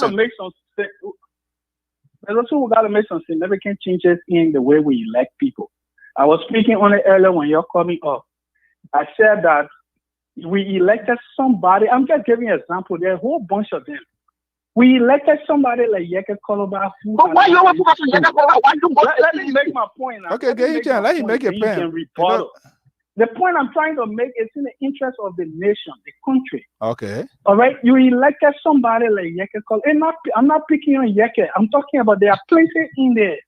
So many of them. Yeke had never been to a real school. Yeke spent all his time. So which are the four school he went to? As a child, so like the way he said it. All right, Mr. Sue. If we elected that, they elected that man. All right. Why have this man gone outside as a well-connected man to bring forth? So if somebody make your general statement, listen now, when somebody comes to a conclusion and make a general statement about the president in their own thinking, in their field thinking, do you see that as a fair statement? You what? The president is connected. The president has friends in the international world, on the world stage. Where are they? The president works with people. He played with people. He established connection. Even when Emmanuel Macron said that, what is the result? Was a thing. Having friends, and these friends producing results. He was a player on the world stage. The president has been. We're not playing football right now. Yeah, no, that's not what I meant. Let's look at your capacity. What he's doing now. Mr. Sue, the thing is, we can go outside and reach out to any world leader right now. Right. They were giving something. Has he done that? But listen now, Yeke Koloba, as the man who has not traveled outside of the country, and when I say outside, I mean international wise. I mean like leaving and going to Europe and meeting up. Oh, Christopher, why you guy? Other European Union leaders. So I'm talking about coming to America, going to Australia. Okay, Canada. okay. Hold on. How many times the president? Listen, hold on. How many times our president has visited America? Okay, many times. Many times. But hold on. I make this point before you ask your question. I want to conclude this thing because Liberian we can vote by accident. We vote by mistakes. We vote by into school. He doesn't have connection with the international world. He doesn't know how to speak the language. That was the same thing. He doesn't have connection with the international world. Don't know how to speak the language. Never been to a real good school. I don't know where he went to school, but they got into America here. He could not even meet with anybody from the State Department. Who did President Weah? As far as I'm concerned, I'm going to be Christopher. Let me conclude you just to give you a fair shot. Yeah, the many times you alluded that many times the president visited. Yeah, who all the president met here during his visit, and what was the takeaway? What did Liberia got in return? Sierra Leone, you remember Judah Maria Biot? He took tons of money from here to his country. Liberian campaign. Liberia and Sierra Leone can make me laugh too, but this is a country Mr. Sue, you live in, you spend more time in. This is a funny, bad, ugly country got nothing in it. It's all pretend lies. Liberians like to lie. Nothing in Sierra Leone. Nothing. We've been there. Yeah, boy. We saw Oh, it. yeah, I We swear to live God. it. We live it. We tested Sierra Leone. Okay, all Don't right. let people come lie to you. No, I'm just gonna No. ask you. I say, what I'm making a comparison. For So example, what Sierra I'm Leone saying took is something away. that Did you take President anything from Weah came it? to America, right? President Weah came to America. President Weah, he stopped to the UN. President Weah also made way for a lot of Liberians today who are studying like some of them in the U.S. Army. Okay, He let me came for bring. training Okay, to hold fall on, deeper. Christopher. Now, all All these right, things, thank these you. are Let me national bring stuff. in All somebody. right? Oh yeah. Okay, hold on one second. All right, thank you so much. Hello. Yeah. Hi, 612-973. yeah, hi, Mr. Yes. Hi, Okay. Mr. So this T. I'm calling from New Jersey. Okay, let's get a lady chain here. Usually we the men dominate. Folks are gonna be coming to you. Is that what's your name, please? My name is T. I'm calling from New Jersey. Okay, how are you this afternoon? Good evening. Thank you for Not being here. bad. You? Yes. The caller that was just on the phone, I forgot his name, the one that you were just talking to. Oh, Mr. Christopher Wlotti CDC Tobasi. Okay. This is my point with I these just people, kidding. right? Okay, this is my point with all of these people. Again, Liberia has belonged to all of us. That's our home, that's our nation. But there's the thing, he talking about Yeka Koluba hasn't been to school. Yara Delon hasn't been to school. All the people he naming, fine. But these are not the people that the leader of the country. Joia is the leader of the country. Right. Joia, who went to school, who got doctor. How many doctors he got behind his name? 3 doctors, right? Doctor, plus honorable, plus excellency. He can't even speak to his own people on a daily basis. Now then you're talking to other people talking about he can't speak good. I don't have to go to the United States or anywhere to do what you want to do. He can only do what he has to do. He can speak good. No, let me finish. No, Christopher, hold on. Let her talk. No, All I'm right. just trying to set it. All of y'all, let me say something. No, let me finish. No, All of y'all who speak good. Christopher, let me finish. Let her finish her statement, please. Again, all of y'all singing all the praises for Joey, and we all know him personally. Personally, as a person, he's fine. You know why? I wouldn't have voted for him. Not even my pet would have voted for him. Because number one, they were war leader, war best, peace ambassador, all the titles that he carried. Now you went back to your own people who really look up to you, who say, you know what? This is a man who grew up in his slum or whatever, he country, he this, he down to earth, he order us. You got there, then you treat them like animals. You understand? You put the country on lockdown, you say you are going to feed these people. And the thing about it, I always go back to it, Mr. So, pay people for 2 months in advance. Each one of those senators, I know, 15,000 or 12,000, that's still too much. Plus 6,005 on top of it. That's wickedness below any other thing. I don't care what who say. You understand? So he talking about Joe, we are going to have all the war leaders. I haven't seen Joe, we are met with Donald Trump. Trust me. He will not meet Donald Trump because Donald Trump will not meet with him. Joria came to America to the UN. They took picture, cut and paste and put it together. So he met with Donald Trump. We just a lie. I would say anybody I can bet them. Let Joria come to America and meet with one of the people, even the vice president, before I'm talking about Donald Trump. So you're talking about all these people you're putting down. Why you can put together and do what you're supposed to do? The people voted for you. Those were the country people. Those were the people in the slum that voted for you. Now you're treating them like animals. You understand? You beating them every day. They're wasting blood. They're doing this. They can't feed these people. Then you hear justifying. You confess by Yeka Koluba. That was the must have stopped in third grade, but the third grade student do a lot. Yeka Koluba hasn't been in school, but at least you can criticize him. So we have who got doctor, plus 4 doctors. He ain't doing nothing. So you need to cut the crop off and get it over with and let the man do his job. Whether he likes him to do. Thank you, Mr. Phone. All right. So let me go to. Can I respond? No. Wait for it, my man. We're not in court. I will come back to you. Let me bring 612 number here. 612-3168.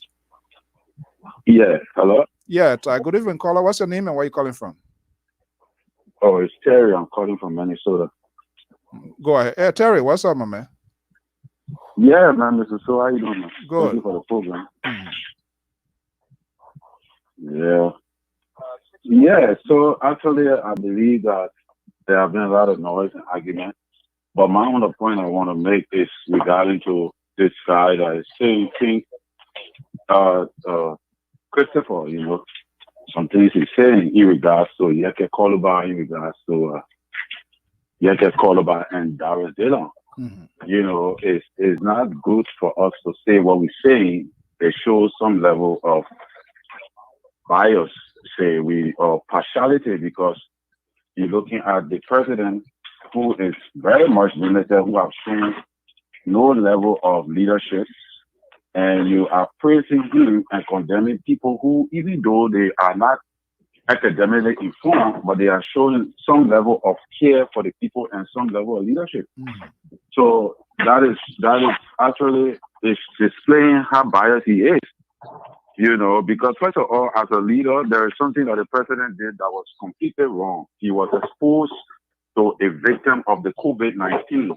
He was not open enough to the Liberian people to allow himself to go for testing, and he did not come out to reveal himself as a leader, accepting the fact that he was exposed to COVID-19. Right. That was something that was completely wrong, that he shouldn't have done. Even if you are president, there is a way that even if you're positive, you can still manipulate the people for everybody to know that you are not positive.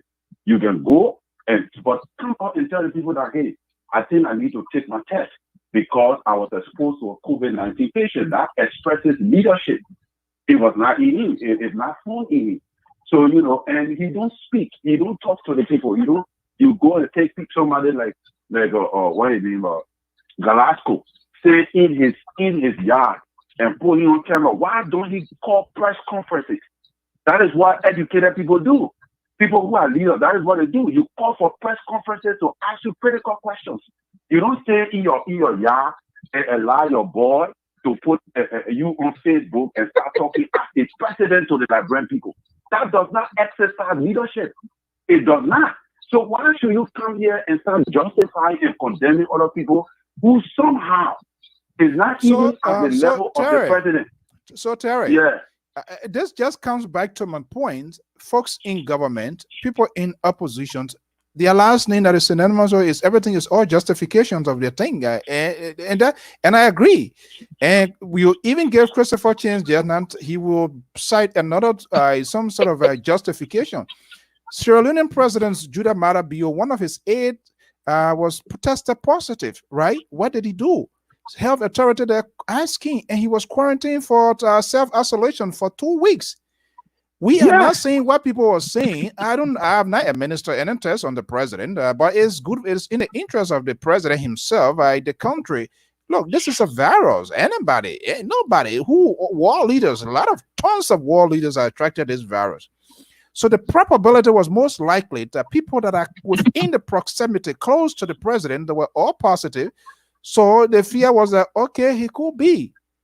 But they didn't even do it. They waited until people got on their skin and they decided to showcase the president to come out. So I don't know. I don't know. I feel that was just not helpful at all. It was not helpful. We do not know. I hope and pray. I'm not going to be one of those who want to denounce or article announce death or whatever thing on the president. No. But I think this is a serious thing because I want to have a president that is healthy to conduct the affairs of the Yes. nation. Whether I agree or disagree, I want my president to be healthy. Then I will be able to talk and speak on those issues. Mr. Yalat, thank you very much for coming, and hopefully you're having a good summit. We're going to be coming with some other things Yes. for us to be talking. Yeah, go ahead. Yeah, 4 Mr. o'clock, yeah, So we'll be just what you wrapping up. say, that is just what leaders do. Professional leaders and leaders that have gravity over the leadership ability. That is what we expect our president to do. And we also expect those who are supportive to the presidency of begin to, to begin to exercise the to begin to say these things, and they may not be able to justify all of what our president is doing that is right or wrong, but at least do not try to condemn other people that are making some level of effort. You understand me? When you know very well that you who in leadership do not have much you doing for the people, you are not exercising your leadership role enough to the extent that the people are convinced. Right now, The CDC is losing the people. They're losing ground politically because they have shown in every way that they are not competent enough to handle power.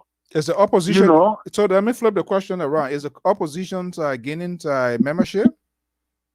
well, the opposition too have also expressed some level of deficiency, but you should What is the understand example? What is that the the example? opposition What is is the not in example power. of that? Yeah, what is the example of deficiency? So I think they have bulk of the task. They are the one that seeking whatever what they are the ones seeking for job now. So don't you think their tone, their language should also be refined? Let's do it both ends here. See, Definitely, yeah, I agree, but Mr. So you might understand that when a man is frustrated, he can take. when you When a why man is what drowning is in the the meaning of river, frustration? So when a man is frustrated, then you should why you go you. I don't he, buy that into is what that. yeah, you don't have to, but that is have been like one problem. Why did we choose George Weah? We choose George Weah because we felt that the country, there was nobody. The people that we trusted, Ellen Johnson, Saliva, and all of that, they vandalized the Should country we still resources. find ourselves They in a sort stole of it. the way back syndrome, and we should still dive ourselves, put ourselves into it? We shouldn't undo ourselves. We shouldn't loosen ourselves and keep focus and say, hey, and keep focus. We fell short before. These are the statements. These were the things that we did yesterday and get us to be where we are. Don't you think it's I time agree, for us to be but organized? it's time. But how can we be organized when the only option we have are the oppositions that are not together? The disjointed opposition. That is the only option on the table. Show me right now. If election will go into election tomorrow, who do you have besides the opposition that who do you expect to see on the ballot box besides the very disjointed and deficient opposition we have in the country? Who face you think you're going to see on the ballot box? You're Well, going to see the disjointed opposition. maybe So Pa they George can elect the tell. people with no option. Maybe Pa George can tell me that. Pa George, Yeah. who going to have on top of the ticket too? Do you know? Do you get a Oh, sense? no. I don't know yet. I don't know. Will we ever know? And when will we know? Tell you, Mr. So. Will we know? And when will we ever know? Who No, Mr. So, I don't want to speculate, but I can tell you off here right now. Okay. Come here. Let me just say this. 319. Are you there? Are you with us or you elsewhere? Because we having lack of noise. Okay. I think this Wait, person not ready. Yeah, go ahead. yeah, I just want to say this. What these people saying like you're one of them emerge. I don't know what it is because for somebody to come at this time. Yeah, if you call, please be in a quiet place. We're having a lot of interference. Okay, all right. Yeah, please. We want to have you, but Yeah, I'm please, here. please mute your Hello? phone. Yeah, we're having a lot of noise from your background, brother. Okay, I'm here. I'm here. Yeah, but I'm here. are you in a gathering? No, hold on. Okay, but then low either television or something on that low, please. People talk. Okay, I'm here. Yeah, so Mr. So it's difficult to say this, but I wanted to tell something before you bring your guests in. Mr. Tobasi always accusing people of lawmakers who are not educated. But I want to tell him, you got Bobo Chima, he was a Speaker of the House, a doctor. You got Albert here, who is the president for 10 from CDC. You got Sir Joseph. Will you tell me the level of education of Sir Joseph? Bobo Chima, he been to the States. How many companies this man had carried back to Maryland? Albert here, how many companies has he carried back to Sound or whatever?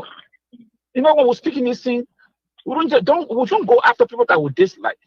Because some of the people in your very party who are in the Senate doing the same old thing, not doing anything. So why you want to criticize other people because you feel that they are in the opposition bloc? It's not right. If you want to be honest, then go after everybody. But the LEC, the emergency, they say they gave LEC $4 million to supply current to the entire, I don't know what, Maserati, because I don't know. Mr. So LEC is not, they cannot supply current to everybody. They will give certain people $20 coupon. Can you imagine the pronouncement that the president made? Everybody was hearing that LEC should supply the entire country with current wherever it can go. LEC came back and said, no. The $4 million that they gave, it was like a debt. So we cannot supply 65,000 people current we will give those people that I think need it. I don't know how to arrive at that $20 coupon for a month. Now you see there, when we say the government has a problem, these are some of the issues. It comes right back. The fool, the CEO problem. Now, and what I said the other day, where are the senators now to call the LEC and they say to answer why you said you're going to the president order you, the executive order you that you're going to supply the entire country with current. They gave you $4 million now. Now you come and say, oh no, the government owing me. I can only give people $200 coupon, and it's not even the 65,000 customers that we have. There are few people now who want to select to give them $20 each, and the $20 will cover 1 month supply. What is it? Why are our people continue to suffer in the hands of people that they gave power to? What is the men sitting in the president senators? Why they can't call these people? Why they can't call the executive? Why they can't call Summit to come? Why we pass this bill? And you get $4 million upfront to LEC under the pretext that they're going to supply the entire 65,000 people current.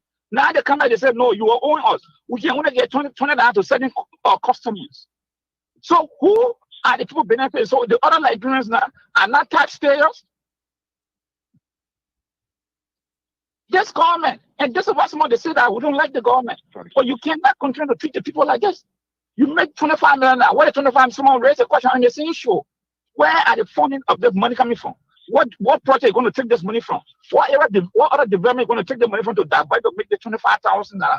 But you took almost 200 some more thousand to go dump it on legislatures who are not doing anything. So no, Mr. So this is what I'm saying. Let the government come clean to the Liberian people.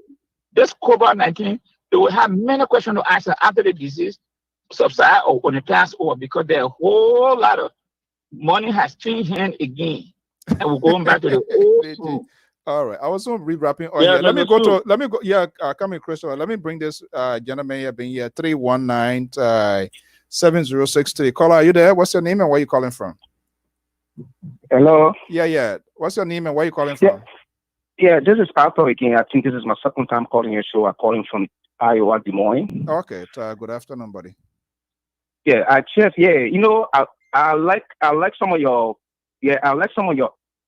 info, some of your questions you put outside. You know, people will not understand why you drive it from.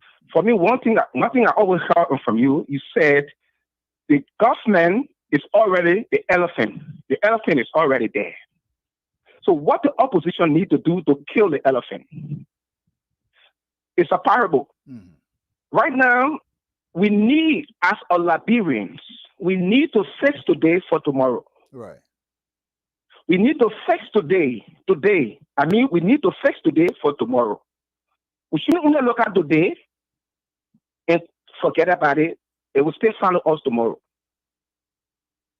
The first thing I want to come to about that statement, I would definitely tell you that statement was completely ridiculous and wrong in such crisis of pandemic. Okay. Especially when it comes to AK-47. You know, 13 years ago, some of us were small when it started. That war AK-47. I mean, I scared of that thing. I sang like a mass choir before Prince Johnson. Upon my living God, very few friends I talk. So, and that was the work of AK-47. So when I hear people talking about, I don't know how other people feel, but if I hear that name, thank you, Mr. So. This is why the opposition, all the people are supposed to look at it for tomorrow, not for today. They're supposed to look at it for tomorrow.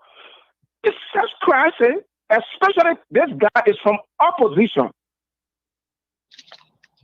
You don't back opposition as a whole, don't never back wrong. You see, one thing for me, Mr. Shaw, I will be very honest with you.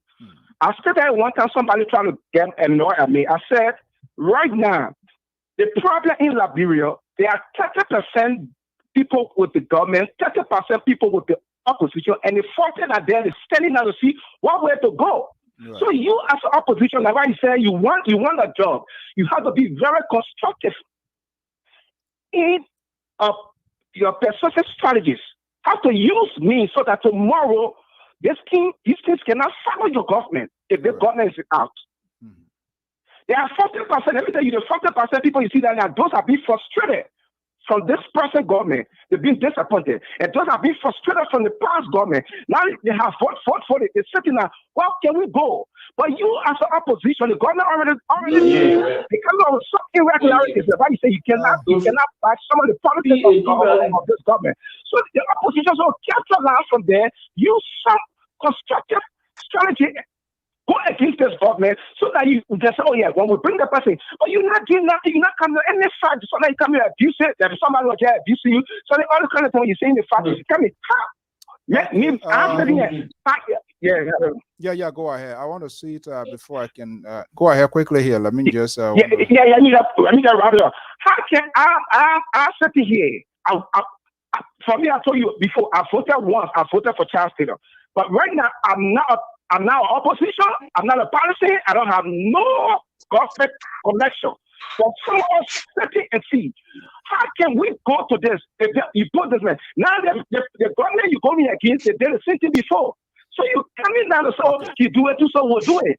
All right. Just hold on one second. I want to bring in our guy from Daniel Gatter is our correspondent, folks. He's based in Nima County, Saniquale. As you know, Liberia, the electricity in Liberia is so awesome. It's so beautiful. You see how his background there is electrified. But now we're standing to Daniel, good evening. Are you hearing me? Daniel, are you there? Oh, well. Let me see. Daniel, are you there? Okay. Yeah, electricity and phone services in Liberia. Daniel, are you hearing me? Okay. Crazy. It's so crazy. Okay. Yes. So let me just go ahead. Okay, go ahead.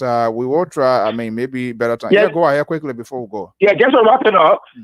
My advice to the parents, they need to sit down and evaluate the laws maker in the house. The whole thing you see in Liberia now, it based the entire corruption media comes from the lawmakers. That's what happened with the budget money in the past. What we'll do with them now, my man? Thank you. You have to evaluate these lawmakers. For me, from my own perspective of understanding, you need to know these guys' their position. All right, Daniel, are you hearing me now? It's not for education. Yes, I'm getting you. Don't be fooled. Let me see. Daniel, are you hearing me? Daniel, are you hearing me now? I'm hearing you. Okay, good. All right. So, okay, good evening. How is Saniquale doing this evening? I'm getting you. Yeah, go ahead. How is Saniquale? Yeah, we tell God.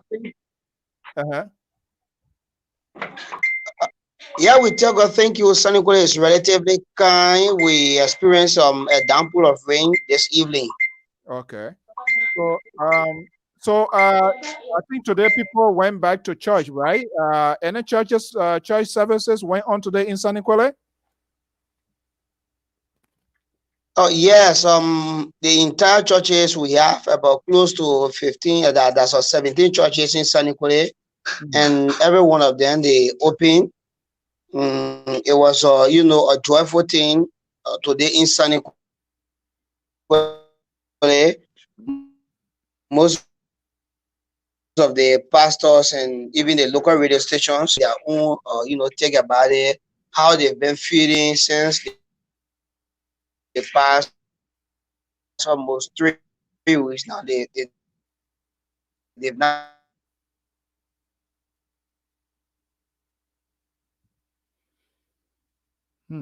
Are you hearing me? All right. I think the reception. Yeah. So I know the reception is kind of a little bit horrible. Yeah. Let's look at the social distancing aspect. Was that observed today in church? Going to church, so a lot of people louder the government for thinking in that direction and allowing Christians to gather again and continue to ask the Almighty God for His intervention during this crisis. So, yeah, what was there any social distancing went on? Okay. Let me just let's see here. Okay. Maybe we will try. Liberia. That's some of the good thing there now. The network there is kind of horrible. Okay. Pa Josh and Christopher. Let me just get your last and final word, and then we'll be wrapping up for today. Yeah, Mr. Sue, thank you very much. To our sister that who spoke earlier, I didn't say that Yeke Koluba or Delon cannot speak English. I didn't say that, But what I said was that Delon did not study political science or economics. Yeke Koluba did not also study political science and economics. Now, if you hire these guys to represent you, you're hurting your constituents. They're not going to bring anything for you. Zero. They don't know how to even leave the country to go on. I mean, before Yeke Koluba has not even traveled outside. Okay, let me see. I think I'm getting a call from Liberia. Let me see. Let me bring it. Hello, caller. Are you there from Liberia? Yes. Yeah. What's your name? What part of Liberia are you calling from, buddy? I'm calling from Saninkole and Mema Tupa. Oh, okay, Mr. Toba, I think you are. Oh, and how are you today? How is Saninkole? Thank God. Saninkole is okay. Okay. You went to church today? What's on your mind? I didn't go to church today because I'm not feeling too well. Oh, okay. We pray that you're okay. Okay. What can you tell us? What's the latest information from Saninkole? Lockdown, lock up. What do you feel about it as a citizen? Is it doing you good or doing you anything on the contrary? What do you feel? They lockdown in become a medical practitioner. Okay, good. Thank you for your service. Medically speaking, the lockdown is the essence of it. It is not bad because in public health, in terms of fighting epidemic, sometimes you try to make the disease to be localized so that you can deal with it. In military, if there is an insurgent or there is something somewhere, what the military people will do, they're going to cut out that place, either set ambush around it so that the enemy cannot jump over that line to widen the area of the fight. Right. So it is the same thing the medical people do. For instance, you lock down a place so that it doesn't necessarily stop the infection in that particular region, but it prevents it from moving from that. Because when the perimeter of the infection becomes large and you do not have the resources, the human resource, the manpower to do, most of the time you will not be able to fight. So the idea in itself is good. But the hello? Yeah, I'm listening. Yeah, go ahead. Yeah, but the strategies and other things that's involved, they were the problem is. For example, for instance, in Liberia, instead of politicians to build institutions, they don't build institutions. They feel that they should do things individually. Let me give you another example. Okay. The legislature have the budget called Legislative EMR Project. Look at it.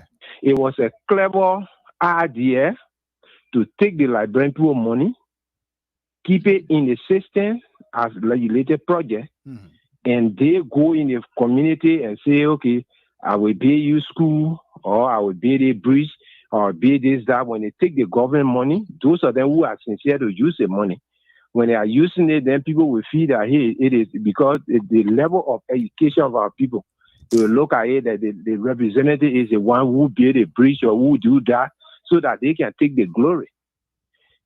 When I was small and I call it thought button, I was too little to know politics, but doing dual time and other things. I didn't see representative leaving to say representative be a bridge. Even our neighbor country, Guinea, Africa, I never heard that representative is building school. what I used to know that when the roads fall, public works have all the infrastructure around the country. They have public works. Yeah, we used to say public works when you go when you Bon County, public works have a regional office there. All the machines were there. They were facing the road. When they come to how you call it, school, Ministry of Education was responsible to do XYZ. But instead of regarding strengthening the government functionary, they strengthen themselves, take the government money and do that. At the same time, you know that we're fighting coronavirus. Right. Now, NFIL that is responsible for infectious disease during the Ebola time, the international community put all their resources there to train people to do that so that they can fight disease like CDC does in America. I don't know whether they are empowering them, but we see the president has his own group around, say the President Project, and friends of Joia 11. Then you see the other politicians in the group. They putting logo of their picture on buckets and other things, then passing around. You know, with a mindset of campaigning. It's At the campaigning. result, Exactly. at the result, they are now focusing on what they should do to fight the disease. And again, before you make pronouncement, you should do it. I always told people, I live in the framework of my income. If I'm budgeting, I should budget. If I make $100 that I want to budget on. Whether John Brown promised me $200, that is my salary. So I budget in the framework of my income. So Liberia, you are budgeted in the framework of her own earning. You don't go on air and tell people you're getting free electricity and this, that. And one thing I observe this government, they do pronouncement before they go to play. You should play in advance before you go, because you have to look at the perimeter. They call. In other words, they talk before they think, eh? Yeah, I don't want to say that they go that route. Yes. You're very clear. You're very clear. You call it for Sunny Coley? Yeah, you calling from I'm calling from Senegal. You've been watching. You were watching it. I'm calling from Senegal. I've been watching the show through. I'm calling from Senegal. So and if you were to plan in advance, you will look at all the perimeter in the planning. You will know the cost implication. You will have plan B. If all this one fail, this is what we will do XYZ. But they don't do that. They go and pronounce before they come to plan. Because even before you say you are giving rights out, all those people that have been in it, like the WFP, you have done enough consultation, you know the implication and all of those things before you come out to say XYZ. So at the result, we are at the mercy of God. But I want to believe, I want to also say that for the lockdown, when you look at it critically, it's not working. Because people are still leaving Monrovia, coming to Nima. People are still leaving from Nima, going to Monrovia. And people are I know social distancing in the African sense, it doesn't work. Maybe if you tell people that they should use, let me say mandatory using of masks, I think face mask will be more appropriate than to even say social distancing, because it's not working. The social distancing is not working. Everybody leave. For instance, with the social distancing, now say causing too much of problem around here. Yeah, in Senegal market, people go there, they spend the whole day there. Then when it's 3 o'clock, you're forcing everybody to go inside. Okay, so you want to tell me that you sign a contract with the coronavirus and say from in the morning to 3 o'clock, don't affect people at 3 o'clock. Then you start attacking. So 3 o'clock, everybody go to the house. Brother, I'm joking. No, I'm not joking with it. But I'm just trying to say, telling people that 3 o'clock, everybody forced to go inside, and people do that normal thing from in the morning. What does this mean? So for me, and again,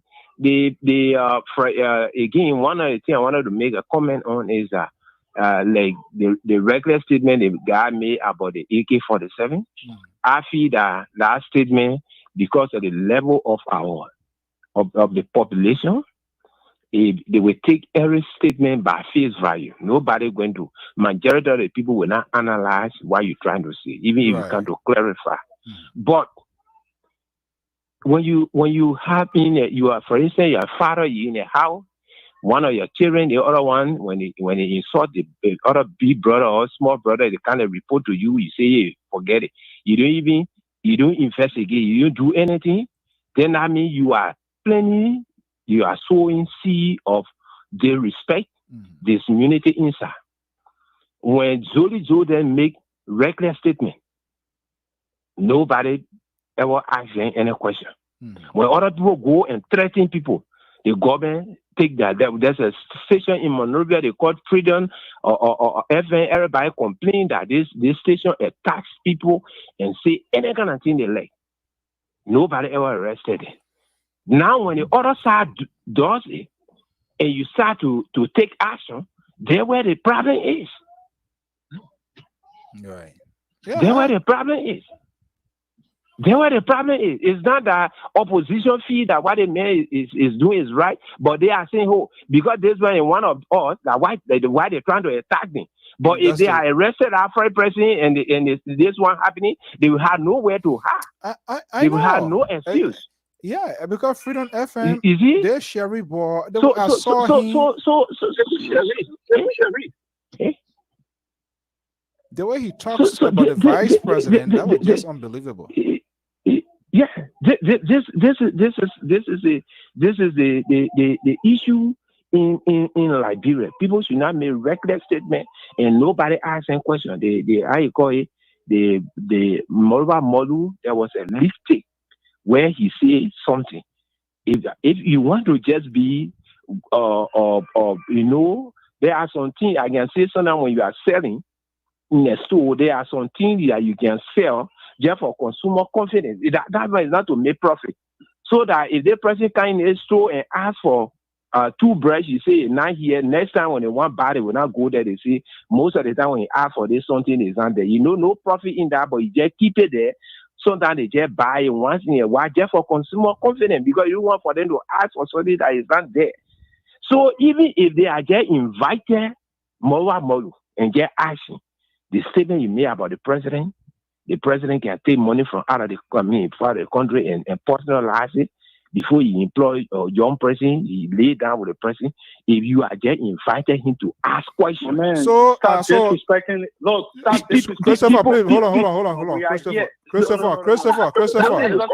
Hold on. You want me to leave? I can leave. Okay. This man, look, can I be talking all day? No. I'm ending. Don't get vexed. No, don't worry about him. He already out. I'm just saying that those kind of things, if you are just invited that man to just ask him few questions, if you ask him another person tomorrow, nobody will question you. Exactly. And that's the point. My case. No, he already out there. I'm giving you a chance here. And we allow people to speak here. What you say is not an insult, it's not a bad word, and it's right. That's why I don't know whether it's on record, and I hope maybe one of the lawmakers, whether in the opposition or in the government, will say it one day, whether anybody made a mistake to even invite him. I was in Liberia when Moluba Molu said on the sycamore tree, and I asked him to grant us interview. He make an appointment. I went there twice, and he refused. When I heard him saying that people were planning to kill the president, when I asked him, where did you get it from? He was quoting from people from, you're quoting folks from ANC. You as a ruling party chairman, come on. Is that why you want to be telling your people that people want to do this? So people get it and make reckless statements, and people do not ask them questions. At the same time, we are seeing opposition. Hey, if the government is doing it and you want to see yourself as an alternative to what is ongoing now for people to believe it, do you have to repeat? Do you have to allow history to repeat itself? That's where some of our frustrations and critical thinking comes into play. But again, we have to something here. Christopher, they need to understand when people are talking about George Weah, Joel Howard Taylor, Moluba Molu, these are public figures. Whatever relation they get, we get nothing to do with it. We are talking about Liberia. If anybody comes on our podcast and you think that we're talking about your home affair when we're measuring Liberia, we're measuring, talking about state people that are having state power, and you kind of your skin is boiling within, well, I feel bad for you. Then don't just tune in. Simple as it is. These people, they must be held accountable. We need to hold them accountable. Be a opposition, be a government advocate. Even I myself here, if I come here and say something that is not right, that is wrong, that is not of genuine, people should be. I should bear the consequences for it. We shouldn't be selective in making decisions or holding people responsible. So that's it, my dear brother. Thank you. So, are you still there from Saniquale? Oh, I think he went off. Okay, Pa George, just make your last statement, and I'll be wrapping all here today. Mr. So thank you very much. And let me say this. Thank you. Okay, See, I don't know how we listen to him, Christopher Tobasi. And I told you, our friendship, it don't last for 45 minutes. Tomorrow will be fun. You tweeting now, Mr. Let me put his statement up. let me see. No, let me put his statement up here, Mr. So. Mr. So, you got anger management. Mr. So, you got anger management issue. There you go. That's Christopher Tobasi. But wait, Mr. So, Mr. So, on a very serious note, this young man, from the behavior, you think if this man you get his state power in Liberia, what will happen in law enforcement? What will happen? The day CDC made Christopher Tobasi police chief, forget it. This man will beat people. He will flog people. Idi Amin said, "Rotten tailor." From the time emotional. What? Oh my goodness! But Mr. So, thank you. What this man Tobasi don't understand? This man called from where, Saniquale? That man called from where, Saniquale? This man will be able to give her an insight. He tries not to even believe that the man is calling from Senegal. I saw the number. The man number appears. He been watching a long time, and I saw the number coming. I thought that was our correspondent because the video reception was so bad. I thought he's the one that was calling. So if this man called from Senegal, we have to listen to the man. This man is on the ground. He in the rural part of Liberia. I'm telling you, listen to this man because it will get us on inside of what is taking place in the country. And you see, all what we've been seeing is that from the inception of this coronavirus, you see what the man is seeing? People are not observing these social distancing. People are moving here and there. Now the government said there was a lockdown. But prior to Tobasi don't want to hear this kind of story coming from Liberia because it's not in favor of George Weah to speak. It's not in favor of the government. So that's the message I get. I got management. Well, please open the school. I will be willing to come there, so I will come myself. But what the insult that the man threw to George Weah? What was the insult he said? That man did not insult President Weah. He insult anybody. I know.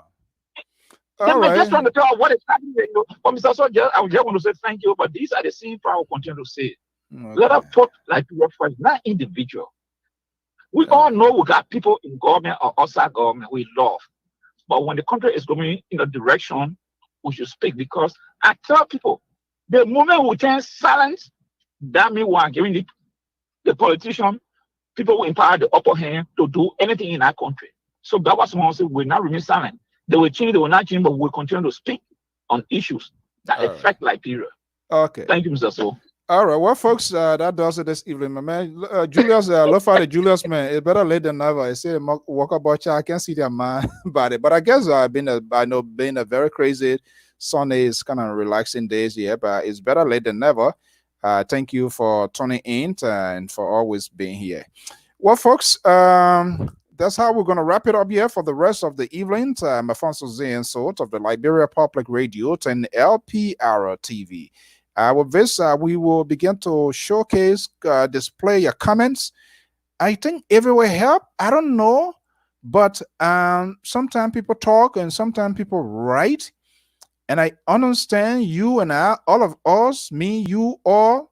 It is our country, and we have the right to say, to write, But at the same time, we must be careful what we write, what we say. Is it helpful or is it hurtful to the country? That decision is your decision who's going to be making the comments. And so we will display as possibly as we can, as long as the tones of the language will not cause harm to our kids, children, people be watching all over. The podcast is live on Facebook and YouTube simultaneously, and on the official website of the Liberia Public Radio as well. So we are very, very much careful what we put out as well.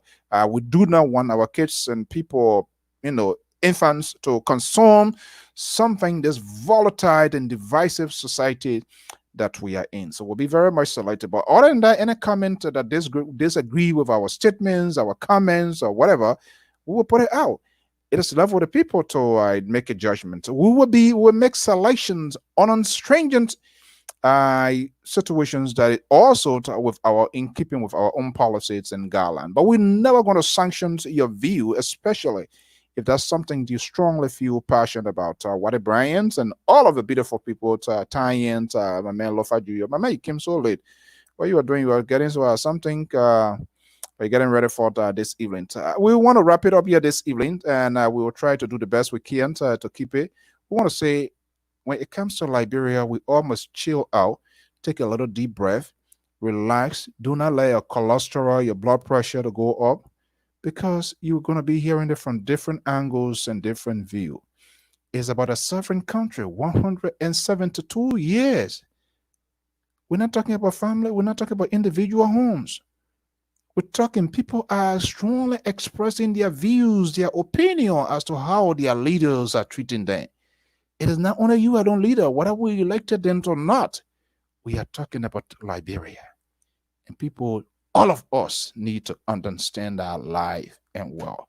Well, I'm Alfonso Z, and so the old man on the wall clock has catch up with me here. To our own man from Central Liberia, to our national correspondent, Batin Ike Teno, and our mentor, Jonathan Colley, based in the city of Banga, Tabon County. Tino, thank you so much for your great job and the enormous sacrifices that you are making here. Also, it was a great pleasure hanging out with you this evening, and all of you guys here. As far as I'm concerned, comments are in, people comments are civilized comments. They are speaking something passionate, strong convictions about their country, the directions about their country. Even though we must all have the voice agree, and we also understand that people don't necessarily have to agree with us. But if all of us in this business can begin to have a genuine conversations about the futures of our country, our ability to incorporate new ideas, our ability to sit around to round table to agree and disagree, and the ability of our national leaders, lawmakers, executive, judiciary will begin to place phone call and begin to sit during lunch and talk about their country and begin to draw bipartisan bill, put in legislations that will alleviate all of these ills in society, the lesser it becomes in our talking point. But until they can get to that point and understand their constitutional responsibility as lawmaker, not humanitarian, and not people giving gift, and not being a good Samaritan, because their actions of being good Samaritans or humanitarians, it will be on an interim basis. They are doing it because they are in state power. How many of the former lawmakers you saw then in the street divine bucket or giving to the people? How many of them? Let somebody tweet one of their name. If it will be very few because of X, Y reason. And if you see them doing that, there is a long-term political quest they are seeking. So tomorrow, when they declare or make it known officially, and you remember the last time, yeah, during the Sunday, I sent my people here, they gave you a bucket, this and that. If I have plenty, I'm going to do it. We know the tricks of these people. We know their tricks. So we all need to open our eyes. We all need to open our eyes. So please, don't get mad when people are talking about national leaders. We will do it respectfully, without ranging insults, without measuring AK-47s, because I don't see that as a remedy to the crisis already pounding on the nation. In the next subsequent video, I will show you a video. There was a clip recently by Kwame Opa, who is the Director General of the Liberian Youth Agency. 11-year-old boy was brought from Maryland, Maryland, Kipamus. This lady used to do a business with her mother, and they brought this child and dropped that child in Monrovia. 11-year-old Turner Baines, doing drugs, smoking, and all of that and stuff.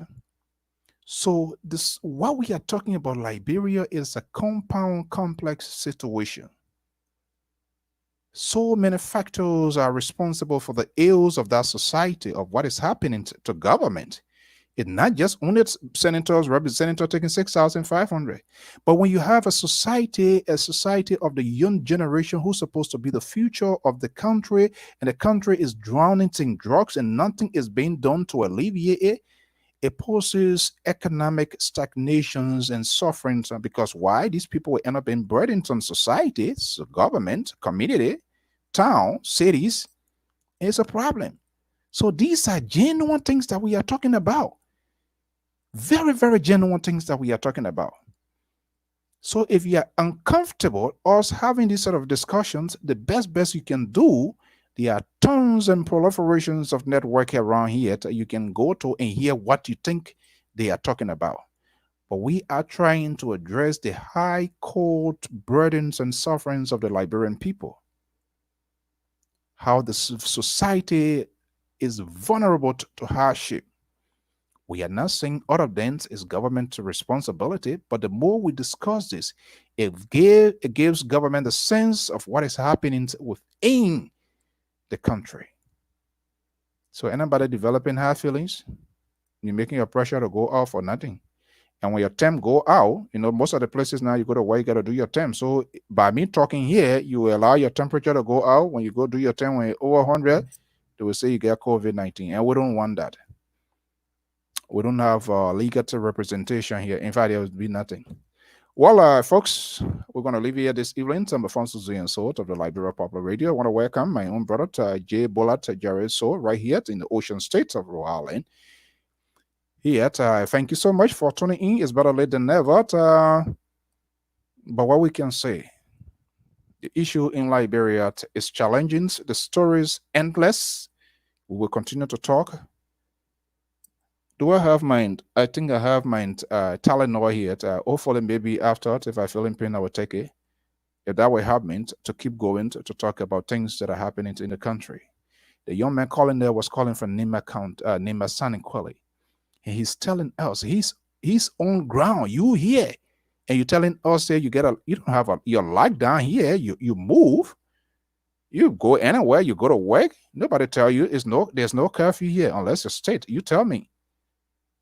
So when he's talking about things that are hurting people or things that should something, when he's telling people that lawmakers on purpose decided to put into the budget to reward themselves, whoever you see lawmaker building bridge, build a bridge, how much you making, what is your salary? Is anybody asking them those questions? We are not, and people are not asking. Those are the things that we are talking.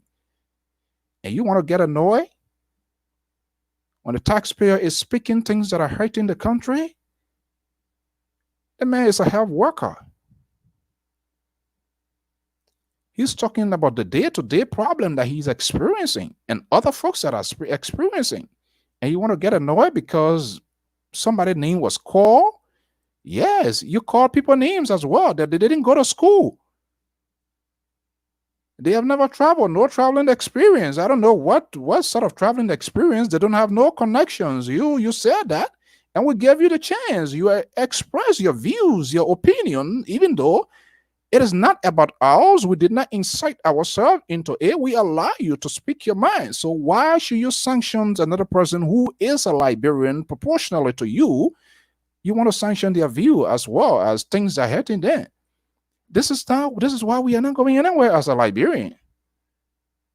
Our idea should be the final, and we do not want to incorporate other people's suggestions or their opinions so that we'll put them on the table, put them through the radar, and see what is applicable in our today's discussions, or what we can work with now and what we can work with, and sort out the good ones that will be benefiting to our country.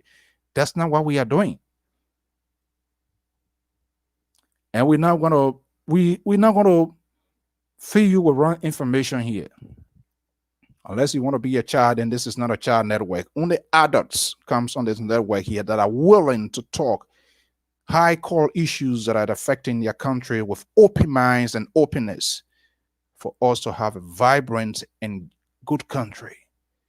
But the deception, the dishonesty on a part of our leaders, and not just only our leaders, people who are in opposition, are drowning themselves into that. It is of a serious concern to us. And we have the obligations as we sit behind this microphone to use it wisely, sagaciously, to conscientize and enlighten the minds of the Liberian people who yet to see it. And we do not want to hold them to responsibility. This is why we sign up for it, to use our skills to enlighten, to tell you all these things that are happening. Because if I don't tell you, if I have it and I keep it, if I don't tell you, my conscience will hold me down. My job is to tell you. The decision is yours to accept or to refuse. But then I will go, or we will go on record, and somebody will stand as a living testimony. It was said once upon the time. Well, folks, that does it this evening. Every good thing must come to an end. Thank you so much for being part of this program. Join the liberal progressive Samson Brown Toll will be here tomorrow evening. Hopefully, we're going to have something going on here tomorrow. I'm not promising, I'm not guaranteeing, I'm not going to be the other people expect it and you don't get it. When it comes, so shall it be. Thank you so much, folks, and have a pleasant Sunday. Please, the COVID-19 is real, it's deadly.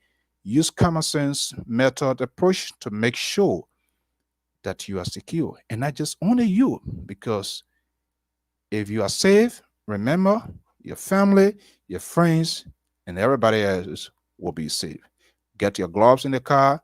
Do not use your physical hand to touch things. Treat anybody that you meet as COVID-19 patient. Nobody get their result displayed on their face. It's not on their driver license. Don't shake people's hand. Liberian will feel bad. Cut off visitations. Cut off going out when it is not necessary. The life you save could be yours or that of a friend. Thank you so much and have a pleasant evening. Until then, I will be back here on Tuesday with your informative news magazine. And Wednesday, we are adding another pageantry to this network. It's a Christian part. You know, politics also derived from the Bible. Joint Bishop Israel from the Empire State of New York. He and I are going to be here Wednesday at 12 p.m. Eastern Standard Time. In the episode, The Truth Shall Set You Free. It's quite fascinating what this guy is talking about. And of course, Thursday, Health Talk with Professor Joel. Thank you very much. Have a pleasant afternoon. Bye-bye.